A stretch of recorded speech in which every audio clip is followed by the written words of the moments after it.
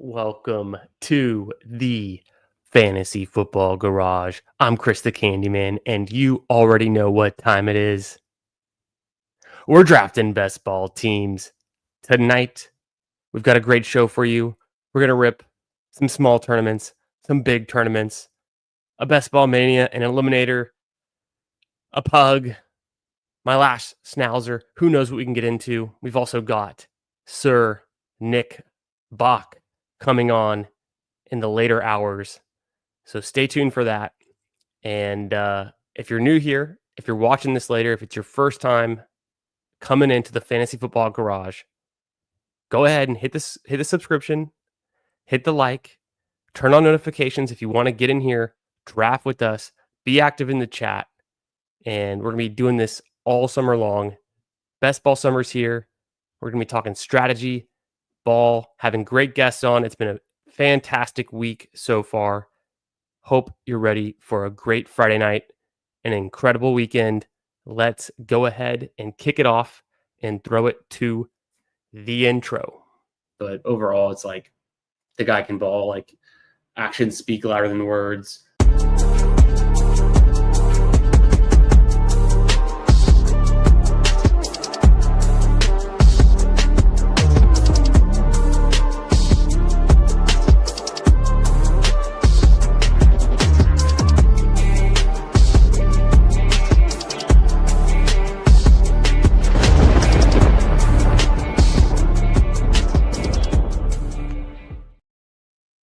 What's good?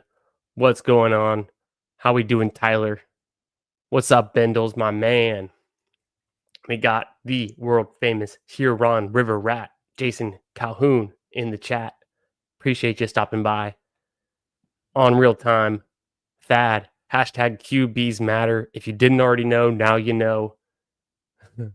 One Schnauzer left. Oh, this is perfect timing. My only regret is the Schnauzer is a 30-second pick clock. I wanted to just rip right through it, 20 seconds. But we're gonna have to take what they give us. We're gonna have to do this last Schnauzer on a 30-second pick clock. So let's go ahead. I'm gonna do a countdown. If you're ready to jump into this Schnauzer, we're gonna get it going. We're gonna rip a bunch of drafts tonight. So if you've already maxed the Schnauzer, don't worry. Let's count this one down. 10, 9, 8, 7, 6, 5, 4, 3, 2, 1. You've already joined. You're in here. We're waiting on 2. Perfect timing. If anyone else wants to jump in and grab the last spot, let's do it. How you guys feeling on this Friday night? Boom, and we're filled. CBK, certified ball knower. IFW Jason, but Pioneer over Huron all day forever. Oh, called out. I lied, none left. I have one pug left. I do have, I think I've got 2 pugs left. I actually don't even know, but we can check that. Yeah, the pug, the Schnauzer. We're ripping through these tournaments. We're moving on. Yeah, I've got 2 pugs left, so we'll do at least 1 pug tonight. Probably a 20-second pug. Maybe after this, we'll see. We'll see. I've got a bunch of my other Schnauzers are in slows right now. Just something I had to do to get through them to make sure I could max. I don't like spending a lot of time drafting a $3 Schnauzer on stream. We've been doing other things. There's plenty of other tournaments out there. We were doing a lot of the puppy. Of course, the puppy closed last week. The Schnauzer's going to close probably after this weekend. We just saw the hound close, and the pug will also probably be closing in the next couple days. But it seems like because it's a 3 max, it's taking longer to fill, which is kind of nice. We'll see. We'll see. But yeah, calling out Jason. The Pioneer is greater than the Huron all day forever. This is some Great Lakes shit talking. I have no idea what's going on. It's going way over my head, but I'm here for it. I saved 1 Schnauzer, and I wanted the tournament to be 90% filled before I jumped in. So I've got 1 left. Oh, not a fan of the Pioneers. Horon. That is some Great Lakes trash talking if I've ever seen it. What's going on, guys?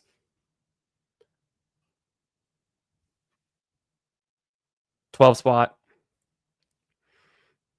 and let's see what I can get into in this 12 spot pick. Nico goes at pick 6. For whatever reason, every draft I join and I'm drafting from the 11 or 12 spot, Nico goes early. When I'm in the middle, I just never pull him up. So I need to get more Nico Collins.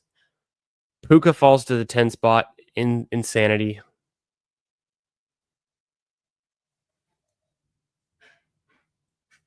Neighbors, BTJ.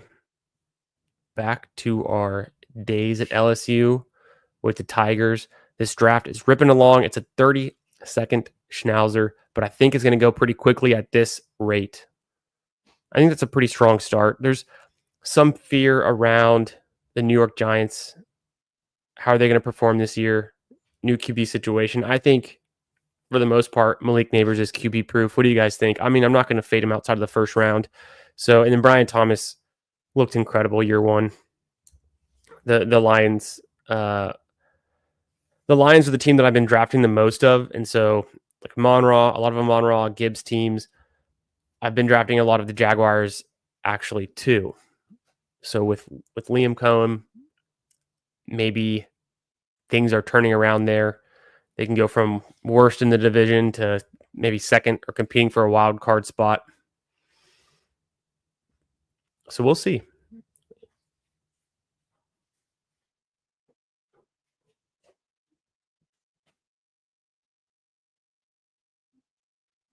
I'm missing nothing.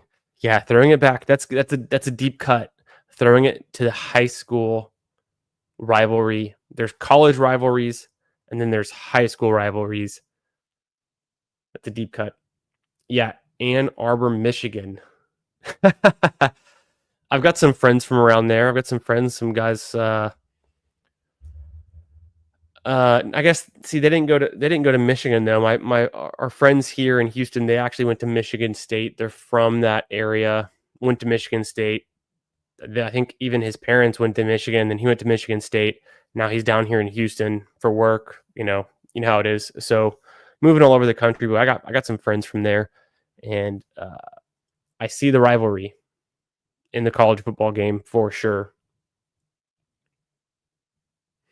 Yeah, I don't let Christian McCaffrey fall out of the first round. I think I've got him ranked as like my 10th or 11th player. Let's see. I might have moved him up even higher. I've got Christian McCaffrey ranked 9 at the moment. So I don't always take him at 9, but I don't let him fall out of the first round if I'm back here and he's there. What up, Green Bean? How you doing tonight? Hope you're having a good start to your weekend, my man. Facts. Nothing but the truth. It's kind of a nice start here. CeeDee Lamb, Brock Bowers. You don't always get that. That's kind of nice. Garrett Wilson goes very early. I'm not a fan of that pick. I've got Garrett Wilson the middle of round 3, and I've tried to. The only reason I have him in the middle of round 3 is because I like stacking him with Fields so much. But I feel like even for me, it's hard to click Garrett Wilson over like a Devontae Adams. I'm not gonna lie. Oh, the Jim Harbaugh connection. What about John Harbaugh? Both of them? Yeah, I think it's an improvement, right, Dad? Like it can't get much worse than what they dealt with last year. So got Justin in here, the Buckeye Nation. OH. IO. Respect. The Buckeyes put a beat down on my Texas Longhorns. I was there in Dallas, actually in Arlington at Jerry's World. It was tough. That was a tough game. Man. The Ohio State fans can get drunk, I'll tell you that. A lot of alcoholics in that fan base. But aren't I mean that's how it goes. That's just how it goes everywhere. But that's one of my takeaways from my first experience standing in the being in the stands with some Ohio State fans, a lot of drunks.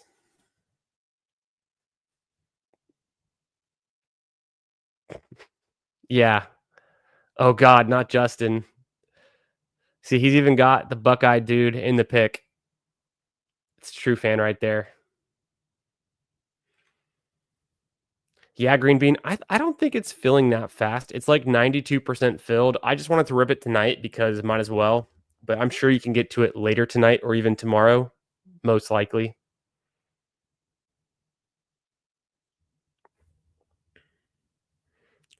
Oh, damn. I did not think Raven Shark was going to take Kyron. I really wanted Kyron with that next pick. That's all right.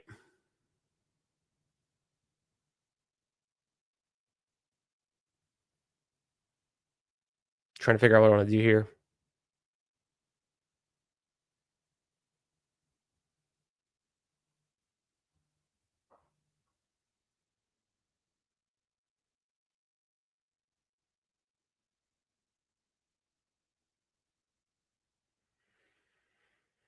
Hmm.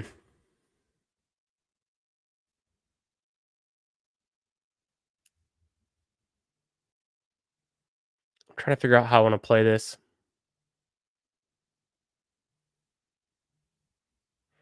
I think I'm just going to start off strong, 4 wide receivers. I probably should have tabbed over here to my exposures just to double check. I almost took Lamar Jackson there.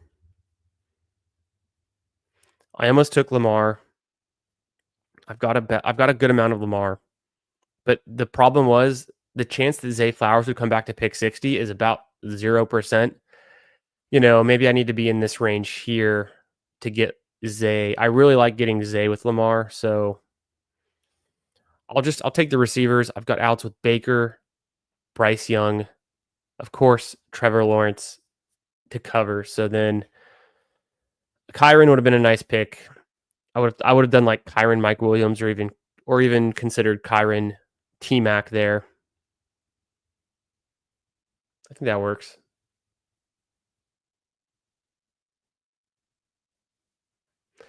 Fuck. Okay, now you're bringing up actual individual plays in that game. Yes, that's just kind of a busted play, the roll of the dice, how it goes. Should they have put in Arch Manning to do a QB power? Maybe. The one that got me was the screen pass with 8 seconds left before 8 seconds, 6 seconds, whatever it was before halftime. I was seated behind the end zone where I see the screen pass go to Travion Henderson, and I go, oh shit. He then proceeds to run untouched all the way down the field into the end zone that I'm seated behind, and that just took the air right out of my breath, like out of my lungs. Like it was the Horns kind of had the advantage before that going into halftime. It was a very close game. That didn't help. But let's not dwell on the past. We're moving forward to 2025. Shit, so close. 2 years in a row, so close. Against Washington, 1 play away. Against Ohio State, 1, maybe 2 plays away. But I think Ohio State was just more prepared for that game, it seems. The offense stalled out a couple times, so hate to see it. CBK is a total hater. I can get that, though. If someone came in here and gave out like a boomer sooner, I'd probably just laugh at them because their program's a joke, but the rivalry is there. I mean, now that Texas has joined the SEC, the real rival is Georgia in my mind. Oklahoma's turned into little brother status over the last 3 years. Yeah. Thad, did you go to Ohio State? Are you from Ohio? Oh, there you go. Yeah, he's going to be good for sure, right? I think so. We'll see, Justin. We'll see if I can pull it off. I don't mind Walker. I don't mind Hubbard. Hubbard might be interesting to go with T Mac. for the team level correlation. And then Walker, of course, is a bring back. Seattle plays Carolina. So I'm into it. It's a good range to start taking some running backs. Jameson Williams kind of falls a little bit to pick 52. And then I was going to say, where's George Pickens going to go? But he goes right after that.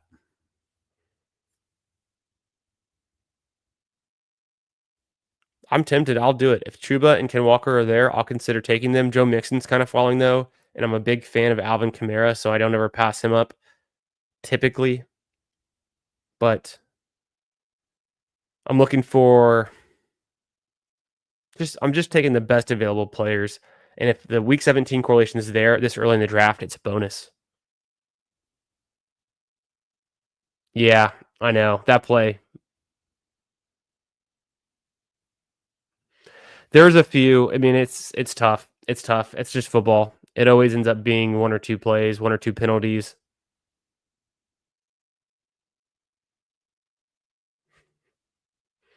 Okay, so Ken Walker's still there. I think I will take Ken Walker.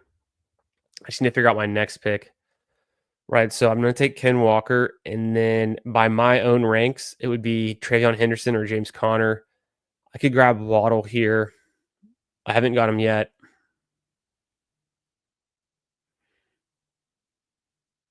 Kind of nice for the Mike Evans.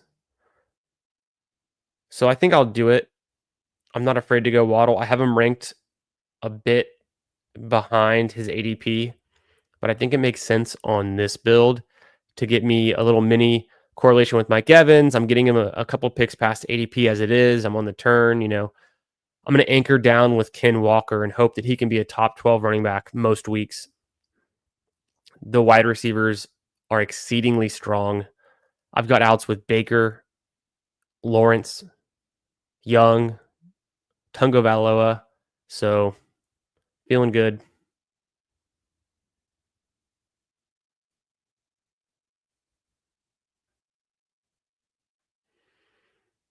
Are you kidding me? What has A&M ever done? Nothing. They're a joke.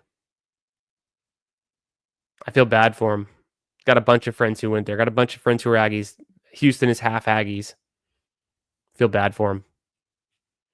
It's like a kid. And you take their candy, you take their ball, you tell them to go home. That's the Aggies. They're going to leave the SEC sooner than later. They can't handle it. Can't handle the pressure, the heat. Not just in football either. Everything. Baseball, basketball, women's, tennis, swimming, volleyball. They're done. Don't have a chance. Oh, that lives in Carolina. Very nice. Your Tar Heel. Nice. I've been out there. I went to a wedding out.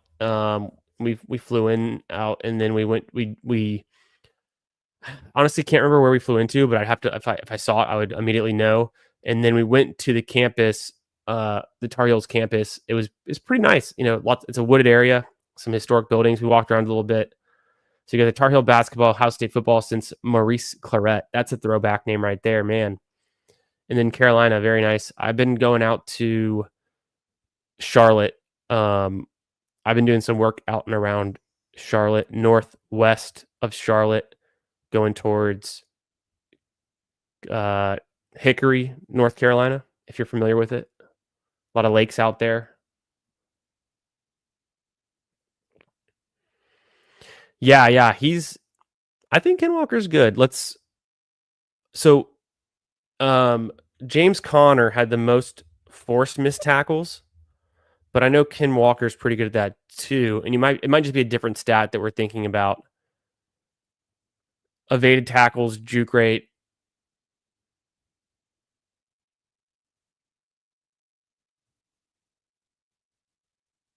Maybe it's a different stat. Missed tackles percentage. I'm looking at evaded tackles. He's pretty good. Juke rate's pretty good.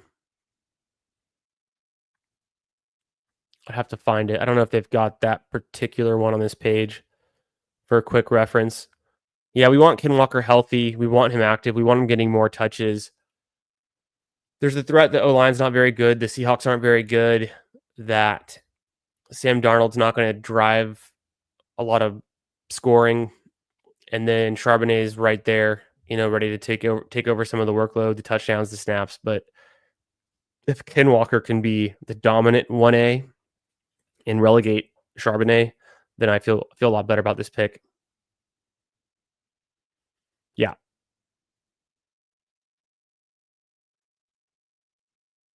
yeah, 100%.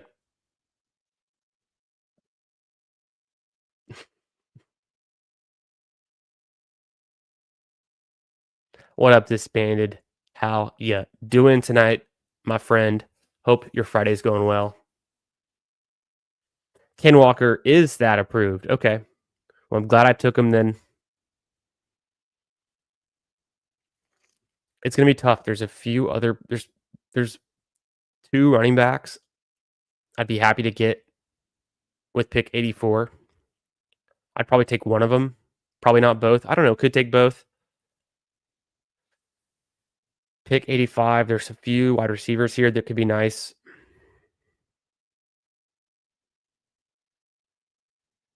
So Caleb Johnson's the obvious pick. He's falling a little bit. I don't think he'll be there for my next pick, though. DeAndre Swift's not a bad one. Mooney and Shakir go. Diggs is falling. People are scared about Stephon Diggs. Stephon Diggs is still good. I would take Stephon Diggs. You know who else is still not bad? I've had to move Cooper Kupp up in my rankings. He's not dead yet. He fell off, but his fall off is still better than Khalil Shakir's best. So okay, Kupp goes. It would have worked well with the little Seahawks team correlation that I'm building out. I could take Caleb Johnson and DeAndre Swift. I might just do it. I could take Egbuka.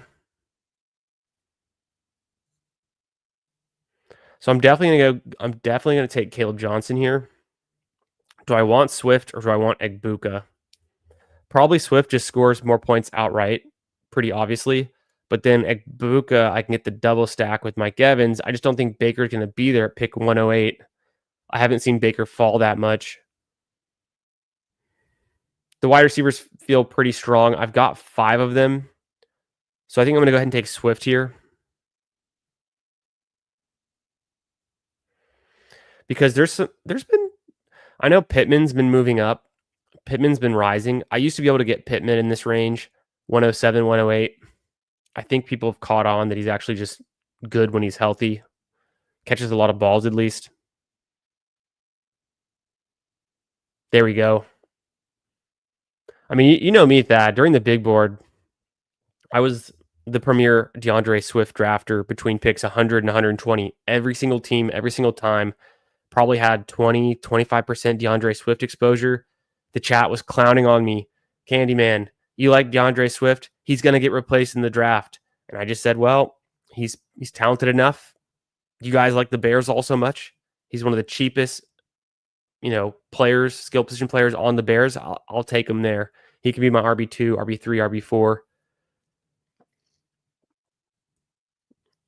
And the Bears don't replace him. And here we are. He's going pick 80, 75 sometimes.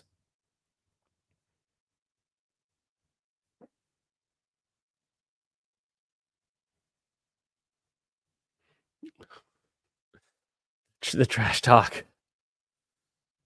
Yeah, like that. I like that. Ooh, I like that comp too. Yes. Yep, we got Ben Johnson in the house. One could say Ben Johnson benched DeAndre Swift before. Maybe he does it again, but they've got some history. Let's check in. Let's see how this one's turned out so far. It's a 3-5 build through 8 picks. I've been known to draft 8, maybe 10 straight running backs and wide receivers, pivot to the QB pocket, and then take the late tight ends. It's kind of what I'm feeling so far in these draft rooms this year. I'll take an elite QB if I need to. I don't always, and I don't force it. Usually looking at round 4. And I'll take an elite tight end sometimes. Not crazy. I'm just at the field amount or a little bit lower on Bowers. McBride, I'm pretty low on right now. I've got 5% McBride. Kittle, I need to get a little bit more of. I'm only about 9%. I think he's probably the best tight end value on the board. Laporta, I want to get some more of. I need to up the Laporta. Hawkinson, decent, but I like the late guys. All the late tight ends. I need to get some more Mark Andrews. I got a big bag of Colston Loveland. I think he's just really good. Kraft is a favorite. Goddard's good. I should get a little bit more Warren for sure. So balance out the Warren and the Loveland a little bit, especially since Loveland's been falling. People just now learned that he had a shoulder injury that he played through last season and then got the surgery intentionally after the season ended. And people didn't know that, so they're somewhat worried. I'm not worried. I'm going to keep drafting him, but if I get him a little bit cheaper, maybe it makes sense to sprinkle in some Warren because Warren's a super talented guy as well. And then, the wide receivers, I've got 5 of them. I've got Devers, Thomas, Evans, McMillan, and Waddle. I could be looking. I think Baker, there's a tiny chance that he's there. Could be a Baker team. Obviously, Justin Fields I've got 19%.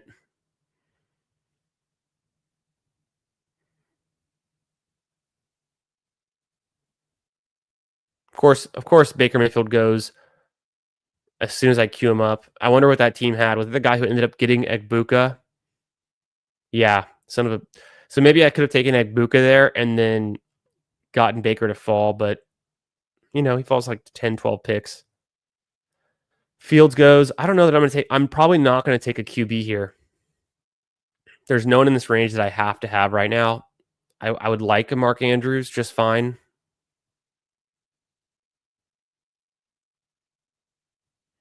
Najee's okay.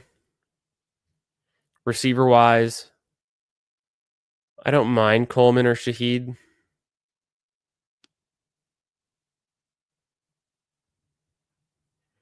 Definitely going to go Andrews. 100%. Might go Najee.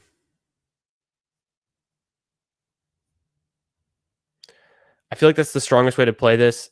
Coleman, sure, there's upside, but I don't have him stacked. I don't have anything really going on there. Shaheed is also good. I could take him. I feel pretty strong at wide receiver with these 5. So let me feel strong at running back too before the kind of cliff comes. Might as well take Najee. Some people might take Tootin over him. I don't think I'm there yet, but I like the pick. Got a bunch of them.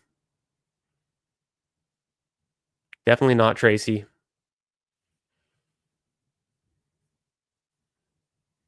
So this is looking pretty good.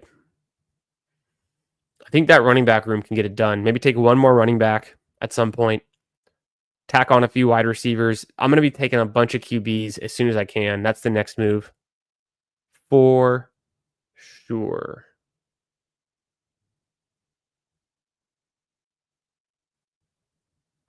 There's legit concerns Diggs gets cut. Where'd you see that? I don't think that's legit concerns. And if he gets cut, he'll play somewhere else and probably be a better situation than the Patriots, honestly. I think Diggs is still good. He was putting up numbers for the Texans. Yeah, he's on like his 3rd team in 3 years. He's getting older. He has the injury. There's all these concerns, but he's been a top pick in fantasy for a decade. I don't like to make calls on when players are going to stop being productive. I'd rather find out. So I'm still drafting Thielen. I'm still drafting Devontae Adams. I'll take a Najee Harris, although I do understand that he could easily get phased out by the end of the season, and he's really reliant on his volume. But I think it seems like NFL coaches like him, and he still gets the work. But yeah, tell me more about the Diggs situation. What's really new about that? If it's just the drugs on the boat, then I don't think that's enough.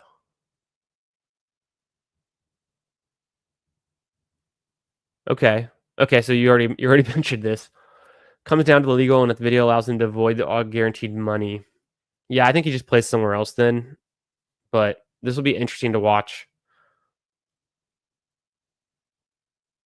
I don't think they can prove what he had as well. So he gets a good lawyer. He's fine.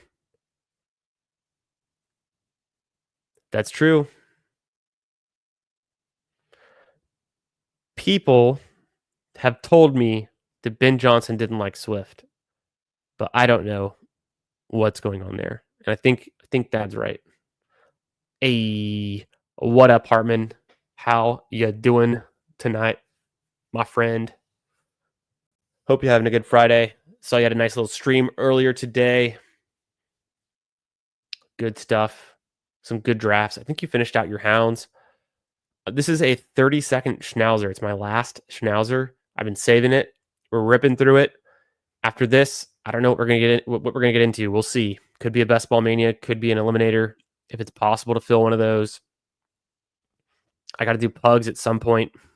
Got 2 pugs left.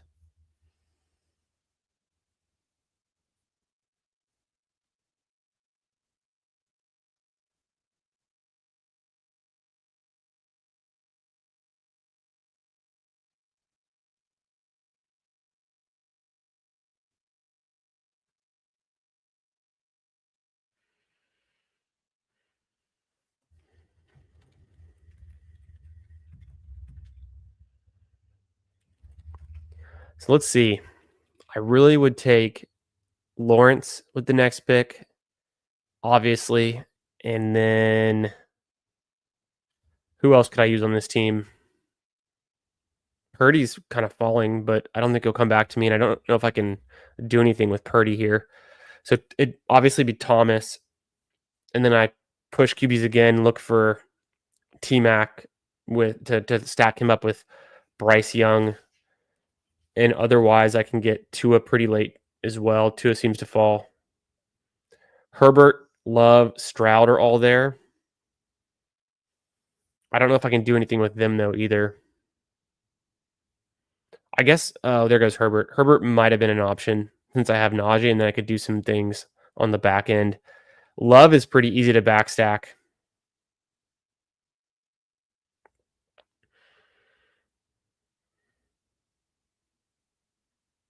There aren't really any wide receivers that I'm crazy about here. We've hit the wide receiver cliff.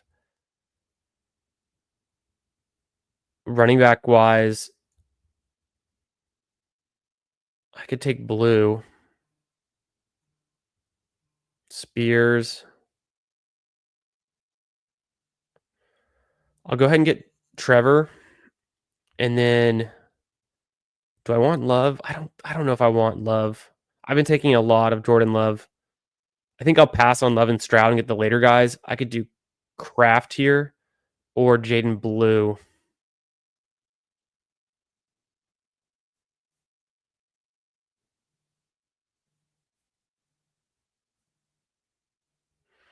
I'm gonna go Blue. I haven't taken a ton of them yet. I think he's really expensive, but if he's a guy you need, he's a guy you need. This feels like a pretty good team for him where I've got a lot of depth at running back, some veterans, the rookie upside with Caleb Johnson. How did Jaden Blue get his profile pick before Caleb Johnson? That's just disrespectful. And then I felt good at the wideout. So I'm 5-5. I got Trevor Lawrence and Mark Andrews. I like how this team is going so far. Seems like a fine one for Jaden Blue. I don't know. I've taken too much Tajay Spears, so now I'm going to mix in some Blue. Could have taken Ray Davis there just for fun. A little bit early. Tucker Kraft, I've got a bunch of them. I like him there as well. I don't always, it's not like I prefer, I don't have to have Tucker Kraft stacked up with Jordan Love to feel good about it. I'll just take him on his own. I think he's like a decent tight end.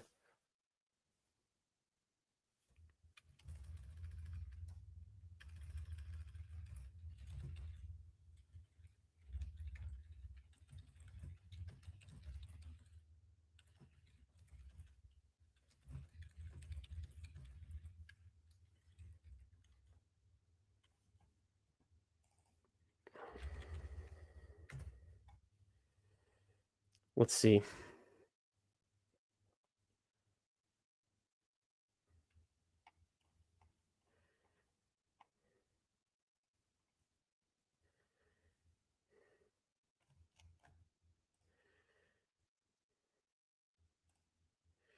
What do we got? What do we got? FF Explorer. Robert Kraft will invite digs to orchids of Asia. Most certainly. Yes. It's wild because, these NFL coaches, players, staffers, owners, they're just humans. The NFL is a microcosm of the human experience, right? So you've got guys who like massage parlors. You got guys who like cocaine on boats with strippers or hookers or whatever those women were.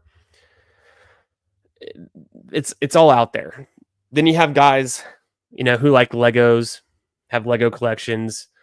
You have guys like Ocho Cinco, who people think is maybe eccentric or weird, but never really get into any trouble. You have guys who get domestic abuse, just the whole spectrum of things that people get into. No one's immune to it.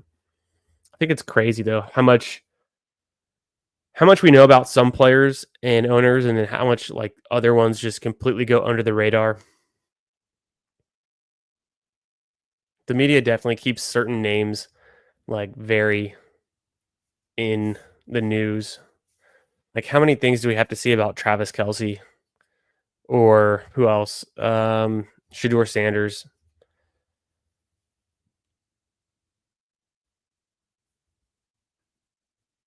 But that's hilarious though. The Orchids of Asia. F you troll me. What up, brother? Thought it was Deuce that didn't like Swift, not Ben Johnson. Was that what it was? Was it Deuce Staley? That's who it was, right? Deuce Staley was the coach, right? I can't remember off the top of my head. Wasn't it Deuce Staley? Yeah, it was Deuce Staley. Yeah, 100%. What's funny is when I used to play NFL. Oh, Bryce Young goes. That's a bummer. Dang. Could have been nice. Who does he have for Bryce Young? No one. Why would he take Bryce Young there? Whatever. I'll probably take Tua. It's not my favorite pick. Don't do it a lot. I'll probably just go Tua with this next pick. 156. Seems like an all right spot to take him.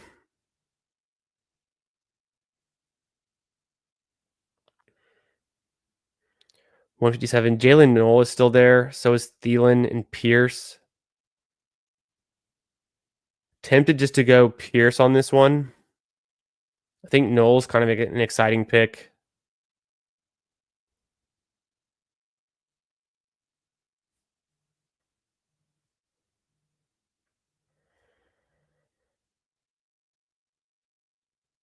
I'm going to go for upside. I'm going to take Noel here. I really thought about taking Alec Pierce. Maybe, just maybe, there's a chance Alec Pierce comes back around, but he's been rising too, so I wouldn't count on it. DeAndre Hopkins, pick 158. Interesting. Oh, so Deuce Staley was he was in the game NFL Street, which was one of my favorite games for PS2. So when I think of Deuce Staley, I think of him as a player in a video game more than a coach. But I guess I just have to see it again. Like, I know that he's their running backs coach. I think he's still with the Lions.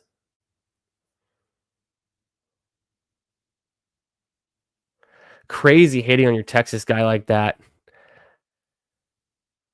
Talking about what I was talking about Jaden Blue, or when I was talking about DeAndre Hopkins. Probably talking about who was it? Who else? Texas guy, Jaden Blue. Yeah, I mean, I'm a big fan of Jaden Blue in college. I also was a big hater of his fumbling in college. He had a bunch of fumbles that he didn't lose that didn't get recorded on the stat sheet, and like I remember those. He fumbled like once per game for like a straight month, and then he worked on it. He really had some good games in the postseason. Trey Wisner was the Thunder. Jaden Blue was the Lightning after CJ Baxter went down with the injury out for the season. Blue came on. I've liked blue. I think he's just so expensive. In the big board, I was drafting blue a lot. Probably 20% of my teams. He's a free, round 18, 19, 20 kind of guy for a long time. So I got a lot of blue. But I don't want to be out on him still, so I'll mix him in. I just think him over like a Ray Davis or a Tajay Spears, Rashad White, Tyler Algier. It's a little expensive. I wish blue was going in this range next to like Braylon Allen. I have him in my own ranks in like the 150 to 155 range. But he doesn't go there, so if I don't take him at ADP, I'm never going to get him.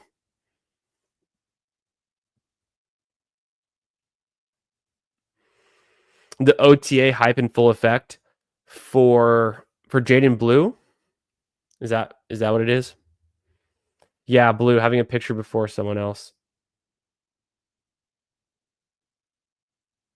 Yeah. Yeah, he got the picture. Yeah, before he had the picture before Caleb Johnson.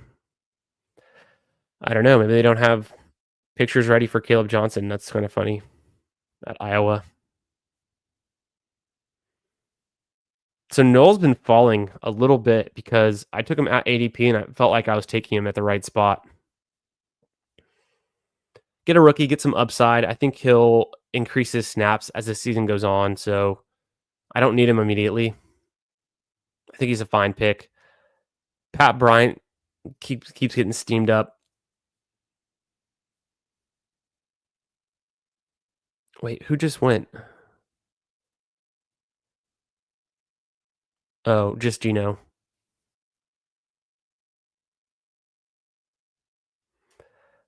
I might just stop at these two quarterbacks. I don't know where else to go because I guess I could do.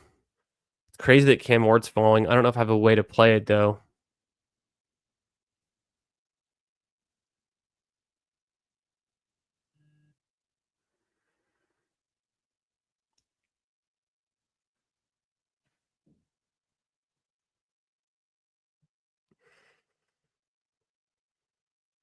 People are afraid of Freiermuth because of the trade rumors. I'll take advantage of that current fear in the moment. Freiermuth's going to be with Mark Andrews, so I think that's a decent 2 to stop on. Do I want Anthony Richardson on this team? I don't know.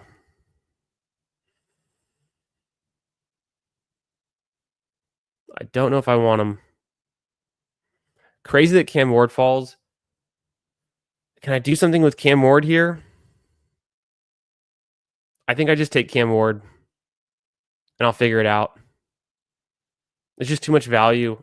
It's not necessarily the ADP value, but just like he's going to start and play every single game this year. He's more valuable than Anthony Richardson, who could get benched or just not even ever start. Although I have a feeling he does start. Daniel Jones isn't like the worst competition you could face either.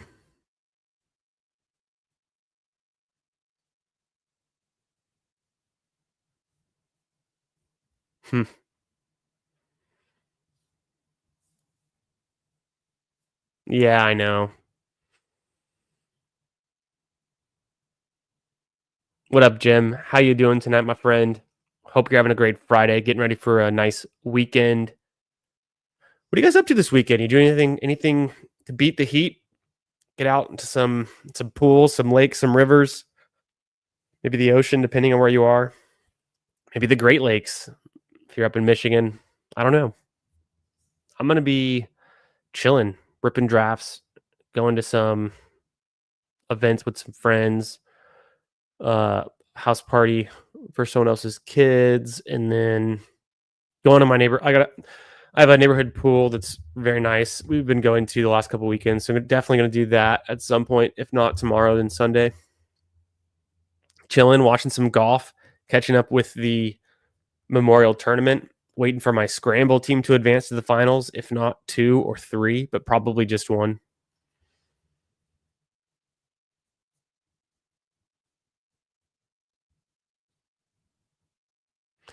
Huh. I mean, could happen.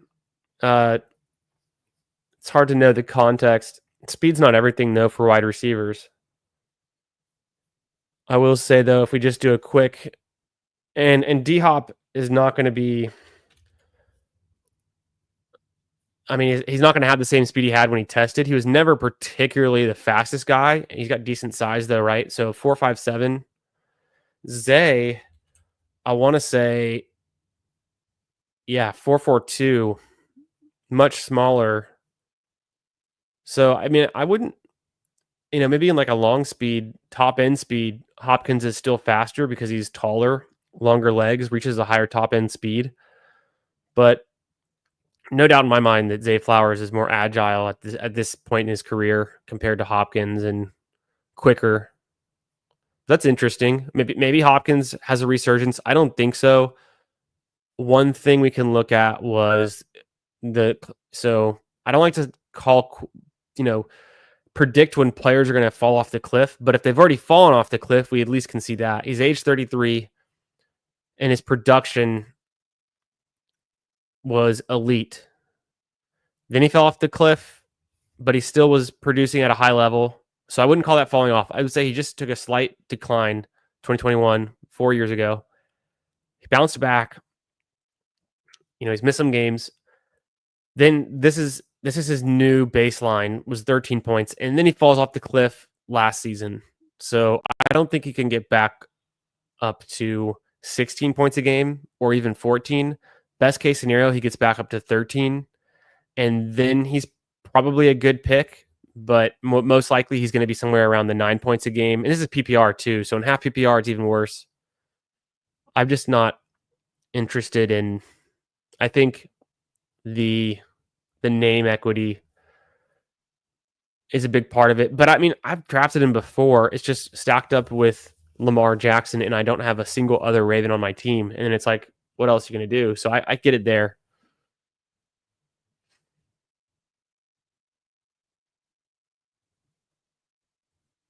Yeah, man, I'm pumped for this weekend. Like I said, I'm going to try to beat the heat, go out to the pool, watch a little golf, maybe go to the driving range if I'm lucky, hang out with the kids, all the good stuff.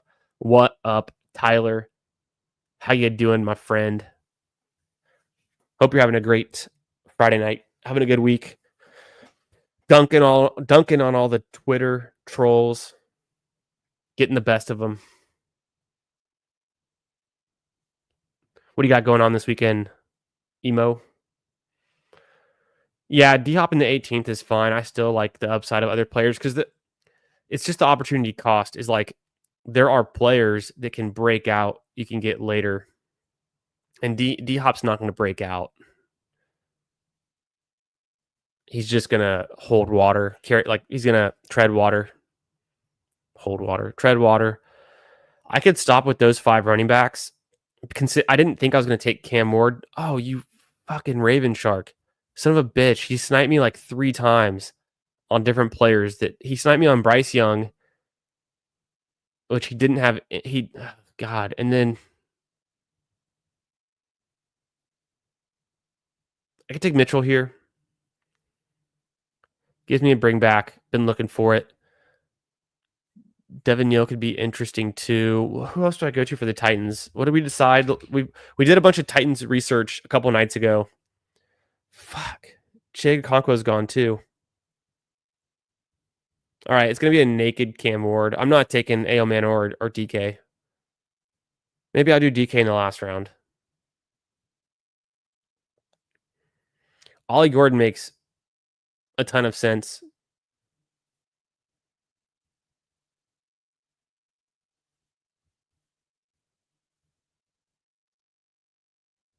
I just don't need Juwan Johnson, but that's another option. I feel good with my 2 tight ends. I'm going to take Ollie Gordon, give myself another Dolphin since I've got the Waddle and Tua. Seems fine. Pretty deep at running back. Got 3 rookies, 3 veterans. The receivers are very strong. Could easily stop at those 7. Got 5 in my first 7 rounds. and tacked on Knoll and Mitchell. Seems fine. Year 2 breakout incoming. Who posted it? Someone posted on Twitter today some. Oh, it was the official Texas football account. Posted some Adonai Mitchell highlights from his collegiate career, and they're like posting. They're like speaking to the UT fans. They're like, uh, "Who misses Mitchell?" And I mean, everyone does. He only played there for a season, but it was electric. He was a touchdown machine. Famously scored a touchdown in every college football playoff game he ever played in for Georgia and for Texas. Can't believe he didn't hit year 1 in the NFL, but I just chalk it up to maybe he's not mature enough yet. He's very young. Maybe he'll figure it out. He's got the speed, the size, the talent, good hands. So hopefully he can break out. I don't take him on every team.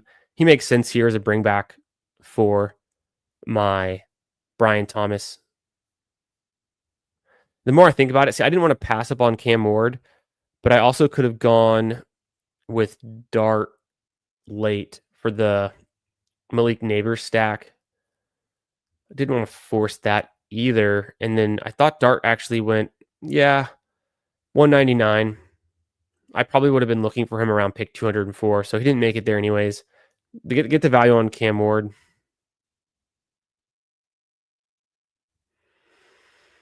I was literally talking about these next picks as if I had one more pick to make because I haven't picked from the 12 spot in so long. I totally just forgot that I was already done with this team, but it's a 3-6-7-2. Didn't need the tight end, didn't need the extra receiver. Don't need Cam Ward stacked up. Just get a value on him.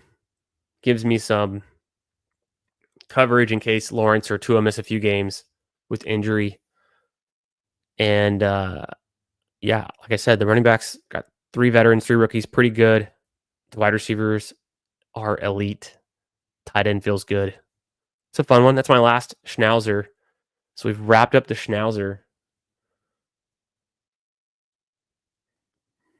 Yeah, he is rough this week. Probably get some laps. Nice. There you go. Yeah. I go to the pool and we've got it's a nice setup. It's a big resort style pool. Then there's like a kiddie pool. There's an outdoor lap pool and an indoor lap pool and an indoor splash zone. So I take the kiddos there, and then me and the 2-year-old run around the splash zone. We swim together in the big pool outside, play with pool toys and stuff. So it's going to be good. I probably need to do some laps though. That'd be nice. That'd be real good. And Hartman, actually, I don't want to hear about your heat in the Bay Area. Doesn't even compare. It was so humid today. We had another thunderstorm roll through. Humidity was off the charts, and I don't know. It felt like it was above 90 degrees pretty much most of the day after the rain came, and it was just hot, humid, terrible. Okay. Nice. Okay, that makes a lot of sense. Yeah, I've got a bunch of Zay. I'm very in on Zay Jones. I think he's just good. I've got 14%. I think he's just really good. I'm surprised to see him falling in this tournament. Maybe it's going to be possible to stack him with Lamar Jackson a little bit more reliably if you get Lamar in the 4th, Zay in the 5th. It's been pretty hard to do unless you've been reaching to get Lamar in the 3rd, Zay in the 4th.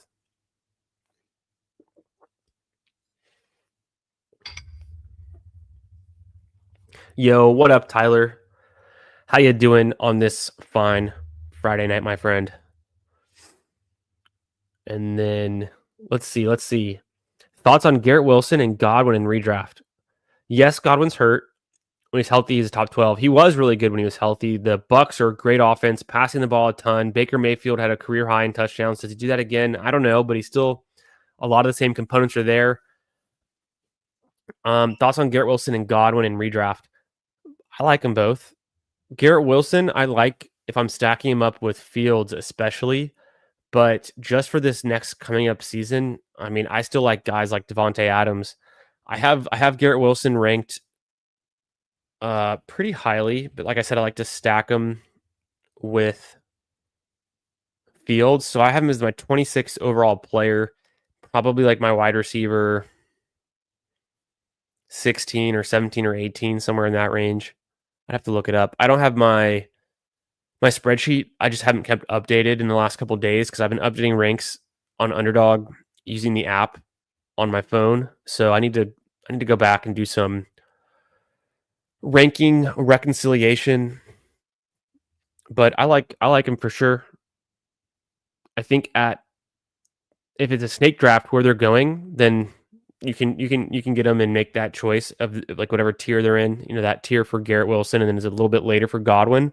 If you're doing auction redraft, which is what I do in my home league, like my main one is an auction draft, then I think you can probably get Godwin for a decent price. Some people might be out on Garrett Wilson. Maybe they don't like Justin Fields.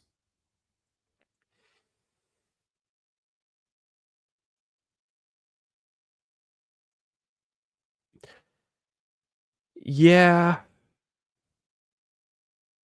I think Flowers is very good. I think he's on the precipice of an elite breakout year. Bateman just had his breakout, which was a lot of long receptions and touchdowns. And then Andrews, yeah, he had the notorious drop, so that's kind of what's bringing his value down, but he just had a career season in touchdowns coming off of a car accident and a previous year's injury. So I think there's definitely worse pass catching options for QBs. I think Lamar's pretty set. I think he'll be good. Oh God. Maybe. You don't think Deshaun Watson was the best quarterback he's ever played with? Or what about no, it would have been Watson. That's true, but we already have seen what Garrett Wilson can do with a ton of targets. He can't get that many more. I think he's had 140. Sorry, 140 was the lowest he's ever had. We've already seen Garrett Wilson get 170 and 150 targets. It's not going to get much higher than that. It probably cannot get any higher. And he barely surpasses 1,000, 1,100 yards with, top 5 in the league in targets kind of thing. So I don't know how much higher he can get, but I do think he can keep it going, what he's been doing. And this is full PPR, so it's a little bit different, but like, what's his season average? 13, 14 points a game, maybe 15. Maybe he takes another step forward, gets to about like 16 points a game, 16 and a half. That's what Devontae Adams' floor is. If we just look at Devontae Adams, the worst he's done is kind of in that range. And I don't think he's going to put up 20 points a game again or 25, but he could easily repeat 17 or do 16 or 15 and on a better team, better passing offense, the Rams. So I only have Garrett Wilson ranked ahead of Devontae Adams currently because I don't want to be completely out on Garrett Wilson. And we're playing a game where you just need to win in week 17 is all that matters. It's not like I'm actually betting on season-long prospects. But from a redraft perspective, I like Devontae Adams more than Garrett Wilson, I think.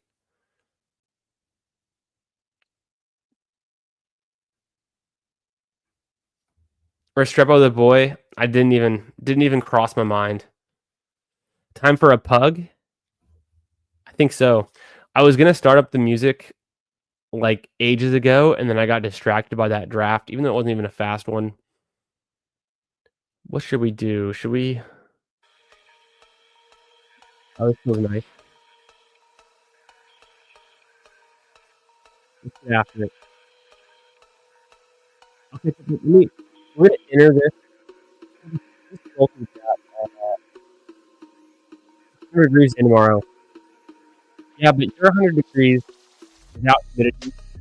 Being near the coast is very different than 100 degrees here in the tropics, in the swamp, with the humidity. It's just different. But I will admit, that's hotter than I would have expected you to say. Music volume, how we doing? Is it too loud? Turn it down just a little bit. Let me know. We're gonna join this pug super quick. So I'll queue it up, and then I'll go through the chat, and then we'll all enter it together. So just get it ready for a 20-second pug. Just get it ready. We'll be waiting for it. But let's see what else everyone else had to say.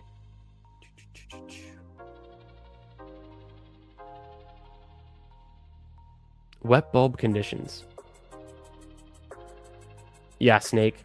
Probably a good value if it's the snake out for those guys. Yeah, it's hard to know.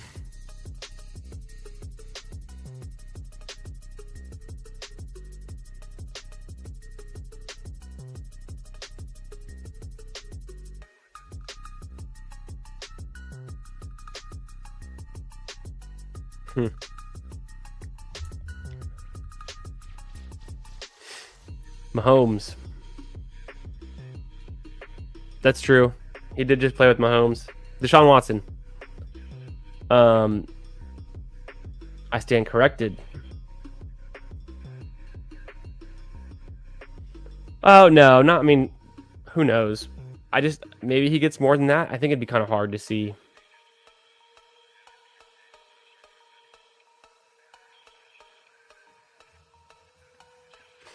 Yeah, David, I think it's Aaron Rodgers, but he was washed.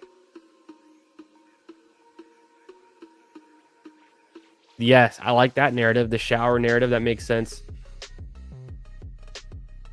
I hope so. He's got to get more efficient with the targets. Maybe better targets. Yeah, it's kind of interesting because maybe Garrett Wilson's more similar to DJ Moore. Yo, what up, Putt Daddy? How you doing tonight, brother? Hope you're having a good Friday night. Eliminators tonight, we might get into it. I think we're going to do at least one pug coming up next. And then, yeah, that's the plan, because Nick Bach's going to join in about an hour. And I want to draft some eliminators with him because we did some eliminators on his channel a couple of weeks ago. I think 2 weeks ago. So I want to jump into some eliminators with him. So I think that's what we'll do. We'll do this pug and then plan to get into eliminators maybe after that. Or whatever we can fill. Yeah, I've heard the legend of the Montgomery targets with Justin Fields being pretty good. What up, Who Hames? How you doing tonight, my friend? So what do y'all think? 20-second pug, 30-second pug?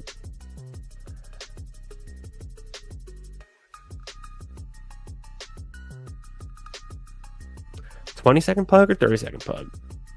I'm open to both. I think 20-second would be fine. But once we decide definitively, I'll go ahead and join this one.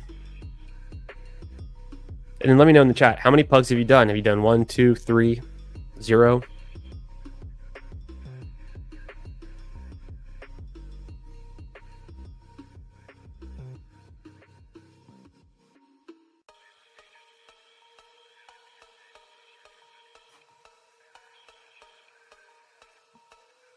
$20. Last pug for me. Yeah, I'm feeling 20. I could do 20.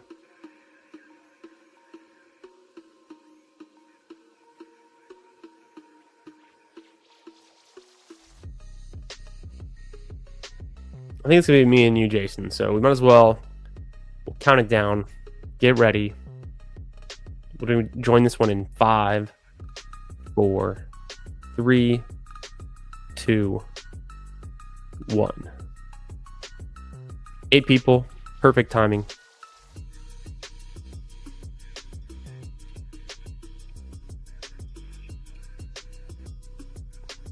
And we're in 20-second pug.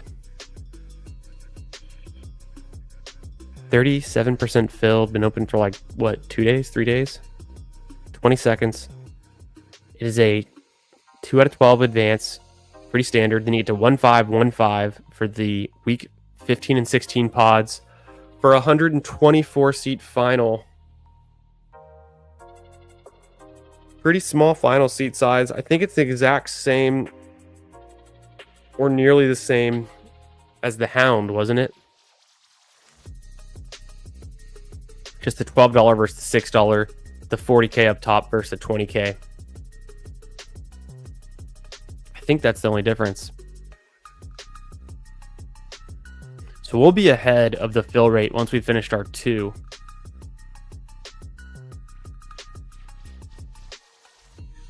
Still waiting on 6 more. A Bijan Bowers Rashi team. That sounds pretty fun.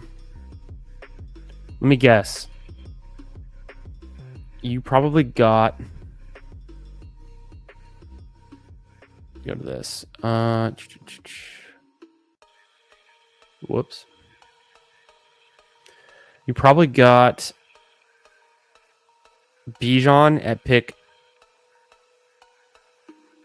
6, Bowers at 19, and then Rashi at 30.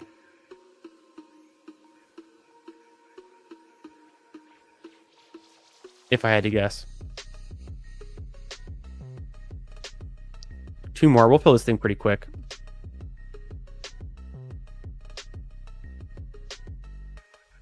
What up, Kent? How you doing tonight, brother? I think Deuce with the Panthers could be wrong. Is he?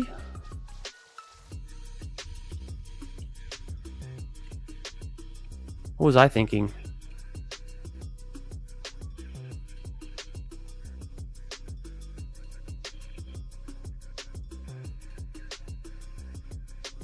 It says, I just Googled him. It says he's with the Browns now, actually. Maybe he was with the Panthers. Oh, no, it does say, no, I don't know. Google's not working. You're right. He's with the Panthers. So then he left. I'm so confused. Running backs coach for the Cleveland Browns.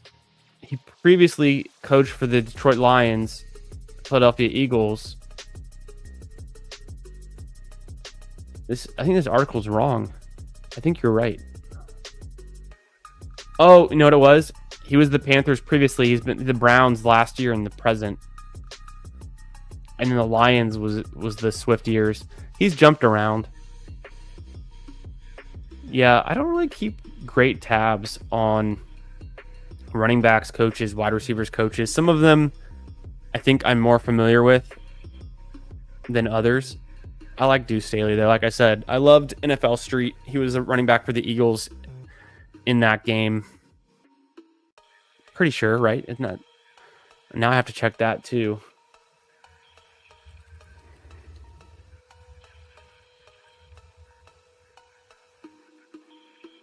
Yeah. Yeah, it was Deuce Staley on the Eagles. Wasn't it?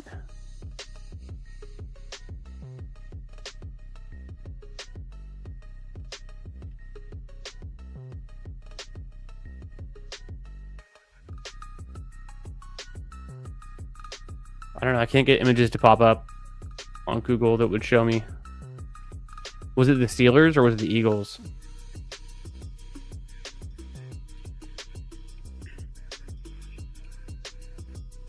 I think I'll just take Justin Jefferson here.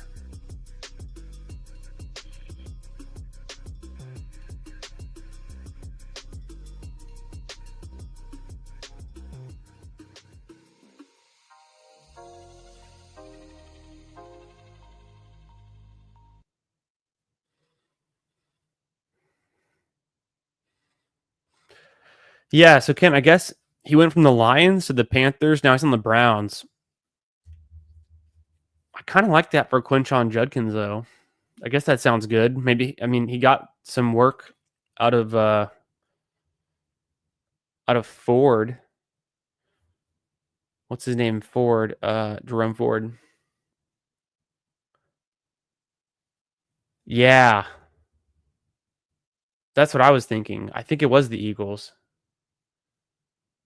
Jay Jettis, baby. No doubt. I've got him ranked pretty highly. So rep the king forever for my ranks. Well, there they go, because the picks have already come through. But I've got Jefferson at 2. I've got CD at 3, and I've got Saquon at 4, actually. But I don't want to have like 0 Saquon. So sometimes I'll just take him randomly, but you can see I've only got 2.5%. This is my exposures up until pretty recently. I don't think I've updated it in a few days, but Here's my Justin Jefferson teams. I've got a bunch of them. I need to get him with McCarthy more often. I bet you the other ones though are with. Oh, I don't think I've got him with Jared Goff. It looks like. So I need to maybe try that. Maybe get him with McCarthy. Maybe get him with Goff. Running back wise, it looks like a lot of Bucky Irving, some Jonathan Taylor too. It's pretty nice. And then if I talk about the other receivers, Rashee Rice, typically on this side of the board, I take him pretty early. So let's see what we can get into. We got Jason in the 1 spot. I'm in the 3. I think that's it. I'm not sure if I see anyone else in the room here. Let me know if you're drafting with us.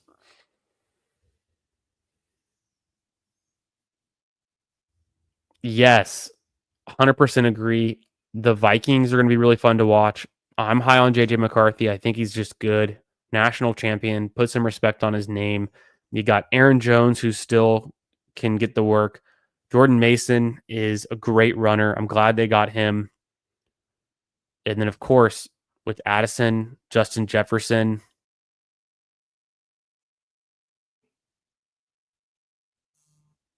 I kind of want to go T.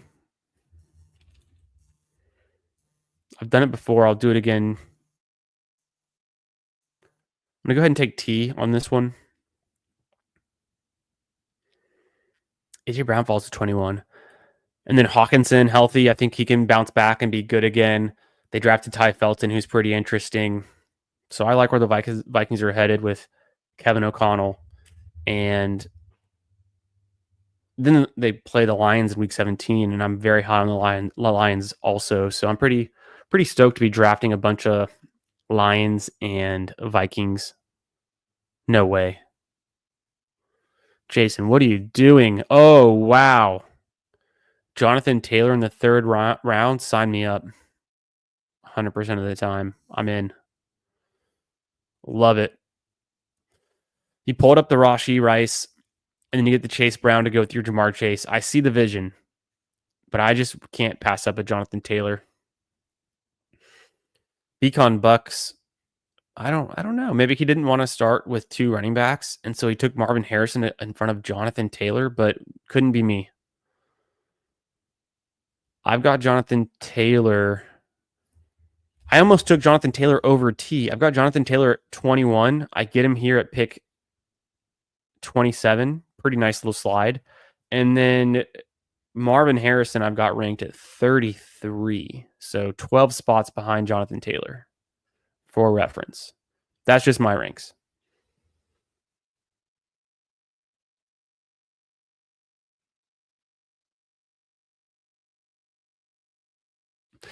Hartman knows what's up. Hartman knows what's up.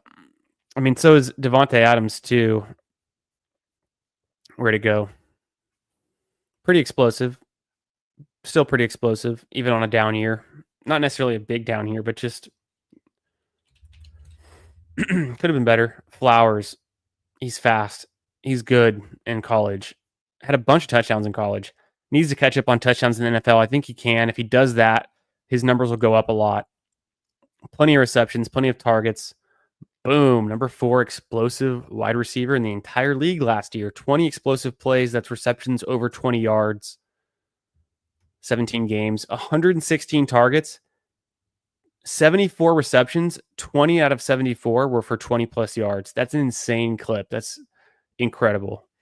Lamar Jackson's a big reason, a big part of that. Lamar Jackson is just insanely good at passing the ball.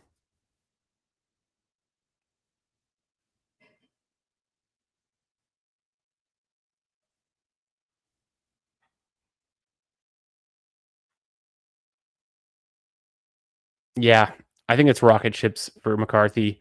CBK knows he's a Michigan man.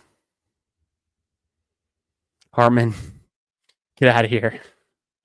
Don't you say that. Don't you put that evil on me, Ricky Bobby.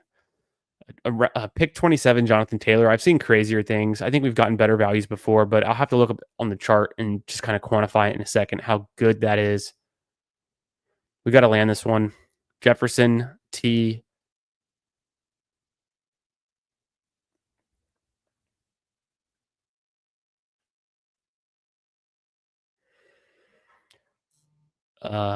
Jefferson. It could have been nice to get Hunter there.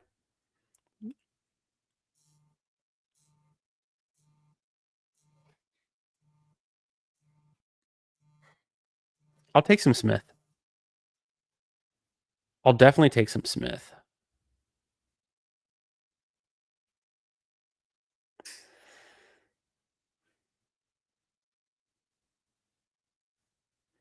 Burrow's been his ADP's actually, fallen back a bit.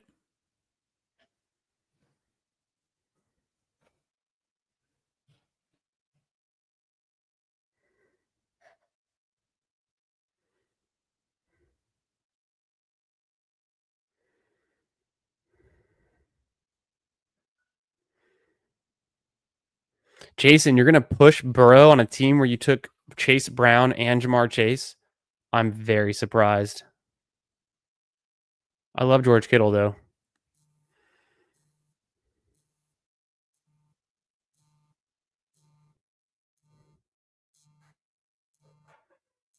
Seems like the perfect team to get Jalen Hurts on. I can still get McCarthy late. I've already got the skinny stack with Devonta Smith, Jonathan Taylor. Jalen Hurts could be QB1 on the year. To get him in the 5th round. I haven't been getting Smith and Hurts a lot lately, so in a 3-max tournament like this, I'll make one of my bullets a bet on Hurts, and I think I'm good with that. There's a small chance I've got the wide receiver 1, the running back 1, and the QB 1 all on the same team, which is kind of like how I want to play it if I'm going to take an elite QB. Sometimes I'll do elite QB with all wide receivers, but if you can sneak in Jonathan Taylor, it doesn't hurt. Kind of bummed I didn't take Pickens, but I think at the end of the day, made more sense to go Hurts on this one. And I'll have to get Pickens on a different team. I want to get Pickens on a team where I have CeeDee Lamb and or Terry McLaurin, and then either Jaden Daniels and then Pickens, or just get Pickens and go for Dak later with the double stack. That's on my hit list for sure.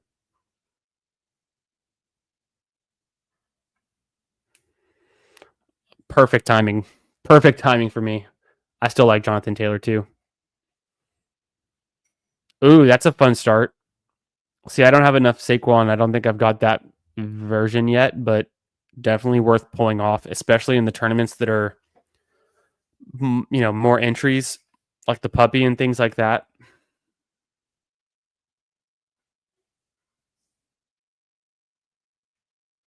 Interesting. I think we just saw a star method fail. McCaffrey, Derrick Henry, Lamar Jackson, Xavier Worthy. He star methods Isaiah Likely and Tucker Kraft or something.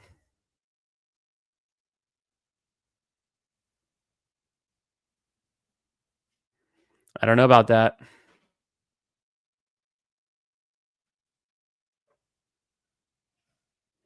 Yeah. Not so much the uniqueness. Yeah, totally 100% New Hames. And I think I've said that in other situations where it's like sometimes a player will fall, but then you end up getting him with the person who you would have gotten around before anyways.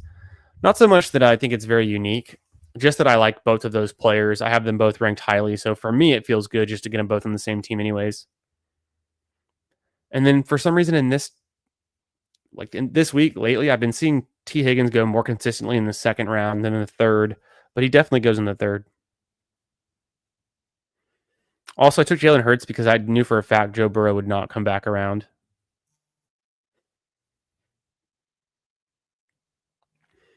Nice value on Olave. Probably should take him.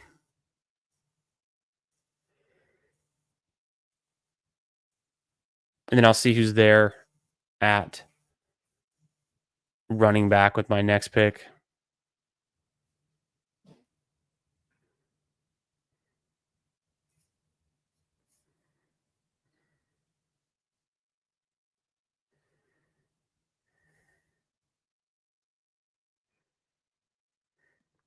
I don't know, rough order.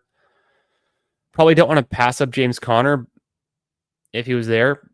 Laporta could be fun too for the bring back with Justin Jefferson.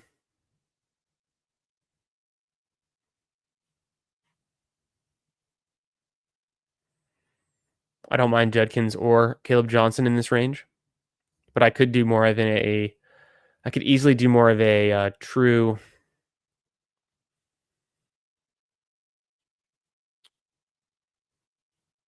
anchor running back build here where I have an elite QB and an elite tight end who's a week 17 bring back for my first overall pick, Justin Jefferson. And the wide receivers look very strong, in my opinion, for the kind of build that I'm doing. And then I'll have to get running back value later. Let's just hope that Shake Zula in the 12 spot kind of recovers the draft, doesn't drop the ball. Because I think it's borderline right now, if you know what I mean. And then I want to check that who Hames, like if I look at my JT team so far, I don't have T with JT somehow. I do have him with Justin Jefferson quite a bit in what looks like puppies.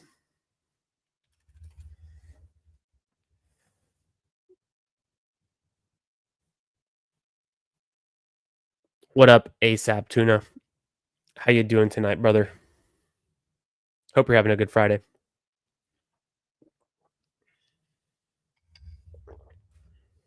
Yeah. Yeah, guys, stay tuned. Who Hames and I are going to do some super flex drafts this Sunday night. I gotta touch base with, not touch base. I gotta check my inbox with the new article Steve put out. Steve and Who Hames were doing some drafts earlier this week. All of the things they were saying, I've already heard and listened to. A lot of good stuff, and I'm excited to read Steve's official article that he put out on the Fanspeak Network Substack subscription. If you haven't checked it out, go check it out. I'm a subscriber. I'm a big fan of their content and their articles. They got rankings, and so it's a great value. So the Fanspeak Network, you can find them on Twitter. You can find them on YouTube. You can find them in a bunch of my videos. I did a video with Meg last week, Steve 2 weeks ago. Hartman and I were on Fanspeak Best Ball Jeopardy on Wednesday night. So we've been doing it all. And then, yeah, check out Who Hames too. All of y'all already know. You're already subscribed to Who Hames. But if you're not, click on his icon here. Go check out his channel. He's putting out a ton of good best ball content. Make sure you're subbed. And then while I've got your attention, go ahead and throw a like on the video here. Make sure you hit the like on your way in. I think I made that my poll question tonight. I'm going to close that and start a new poll soon. But just go ahead and do that. And then we'll get into more drafts later tonight too, all summer long. You know where to find it. Having tons of great guests on. Who Hames is up in the batter circle. He'll be on soon this Sunday night. Hawkinson gets a nice little fall.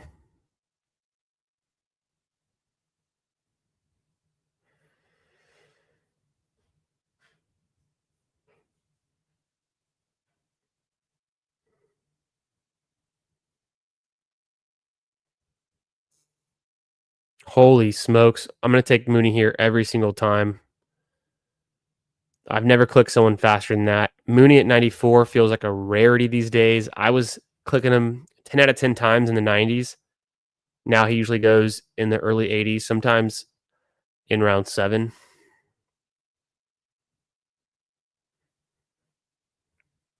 So I'm feeling very strong at wide receiver. Probably don't need Josh Downs. I like Downs and Pittman and Trey Harris as well.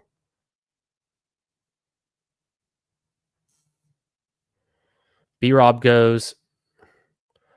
I could take Scattaboo easily. I could do Mason. I'm going to go Mason here. I think it makes more sense with my build. And I've already got Justin Jefferson. So I have team level correlation. And I've got Laporta. I'm buying into this week 17 game. It's my favorite week 17 game right now. I'm a big Scattaboo fan. Maybe the Giants aren't it this season. Who knows? not afraid to go Jordan Mason in the top 100. I've got him ranked, I think, 98. Maybe I've even moved him up from there. Jason Mason. I've got Jordan Mason ranked 99. I've been moving players around in my ranks lately. I would rank him higher. I just don't have to because his ADP hasn't risen enough yet. But I'm a contributing factor to why his ADP is going to keep rising. Pittman would have been nice there. Bet on the Colts, so that could have worked out. I think it's time to pivot back to running back a little bit. These 5 receivers can get it done. I would have taken Pittman if Mooney was not there for certain.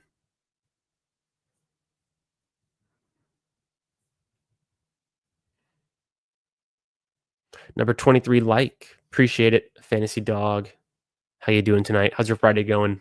What are you up to this weekend?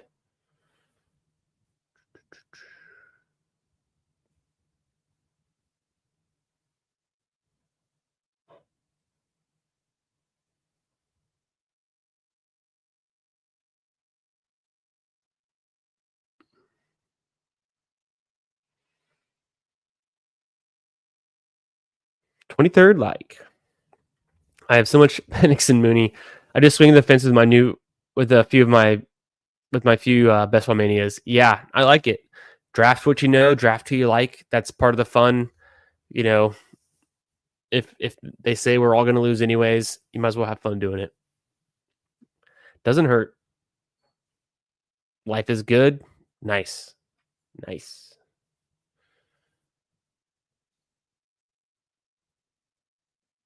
Yep.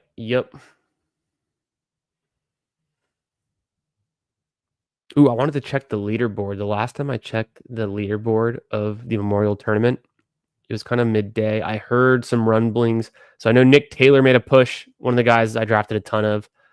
Ben Griffin's on top. I drafted a ton of him too. Batia, same story. And then Scheffler's made a little push. So he got there. He's tied for he's in third outright, or I guess third or fourth, whatever you call that. Fourth outright. Nice. It's gonna come down to it. It's gonna be a great tournament. Great weekend to watch some high quality golf. Draft some best ball teams.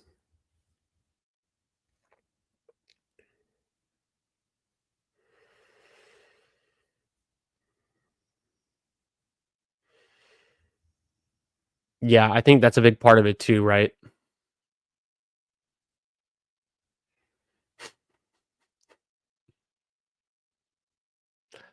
Still don't know what that gets you, other than the wrench icon.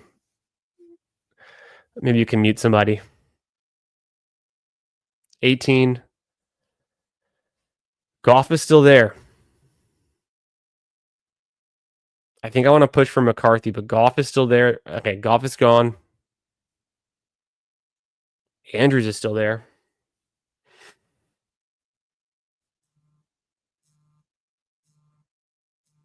I'm going to go Najee first.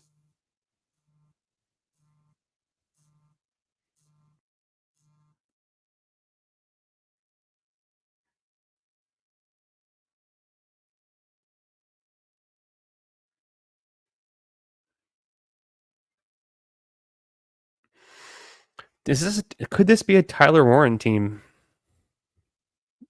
I wouldn't hate it.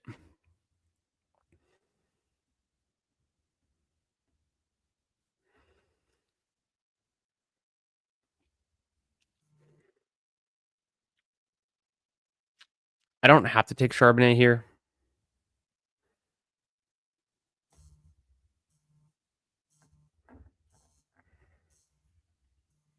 But I think I will. Decent value on him. He's talented. Who knows? Maybe he doesn't get enough opportunity. Maybe the Seahawks just run the ball a ton. I was between him and Ramondre. I think I'm just taking Charbonnet at ADP value right now. It's not the right team for Tyler Warren. I'll take Tyler Warren another time where I've got more Jaguars or I don't have a tight end yet. But because I went Laporta so early, I need to keep pushing it and then make up a little bit of room at running back. Charbonnet feels just a little bit better than the guys I'm going to be able to get at picks 142, 147. Think Ray Davis. Just a little bit better. I do feel like we're somewhat chasing this upside that's always been a mirage for Charbonnet. Like, oh, he could be the workhorse back. He could be so good. He's never really paid it off. Even last season when Walker was hurt, yeah, he had this really good game, so he paid off for those games. But are we just like the recency bias? Are we just chasing that and all of those 9 touchdowns I think he had? We're just chasing that with Charbonnet. Now he's on a worse team, worse quarterback, worse situation, different offensive coordinator. Ken Walker's healthy. The offensive line, did it get better? Is it still bad? I don't know. But are you guys drafting a lot of Charbonnet?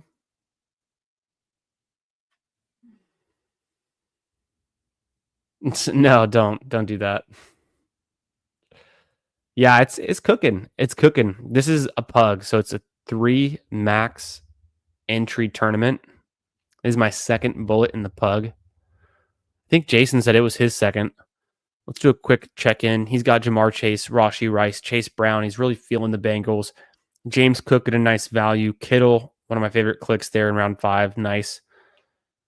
Pearsall, Caleb Johnson, good pick. Ibuka, good pick. Trey Harris, good pick. Brock Purdy, so he's got the double stack with the Kittle. And Ricky, Slick Rick, Justin Herbert to go with Trey Harris. Sometimes on the turn right there, you got to make choices for QBs. Obviously, Burrow didn't come back around. I was surprised you passed on Burrow to take James Cook.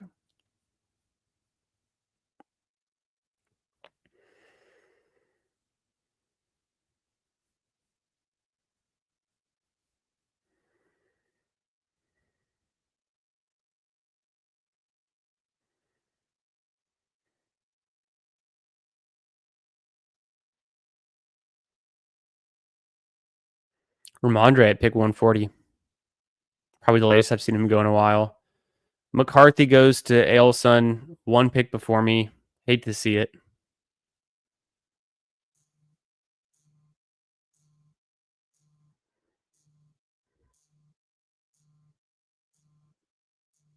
I'm going to go ahead and take Goddard.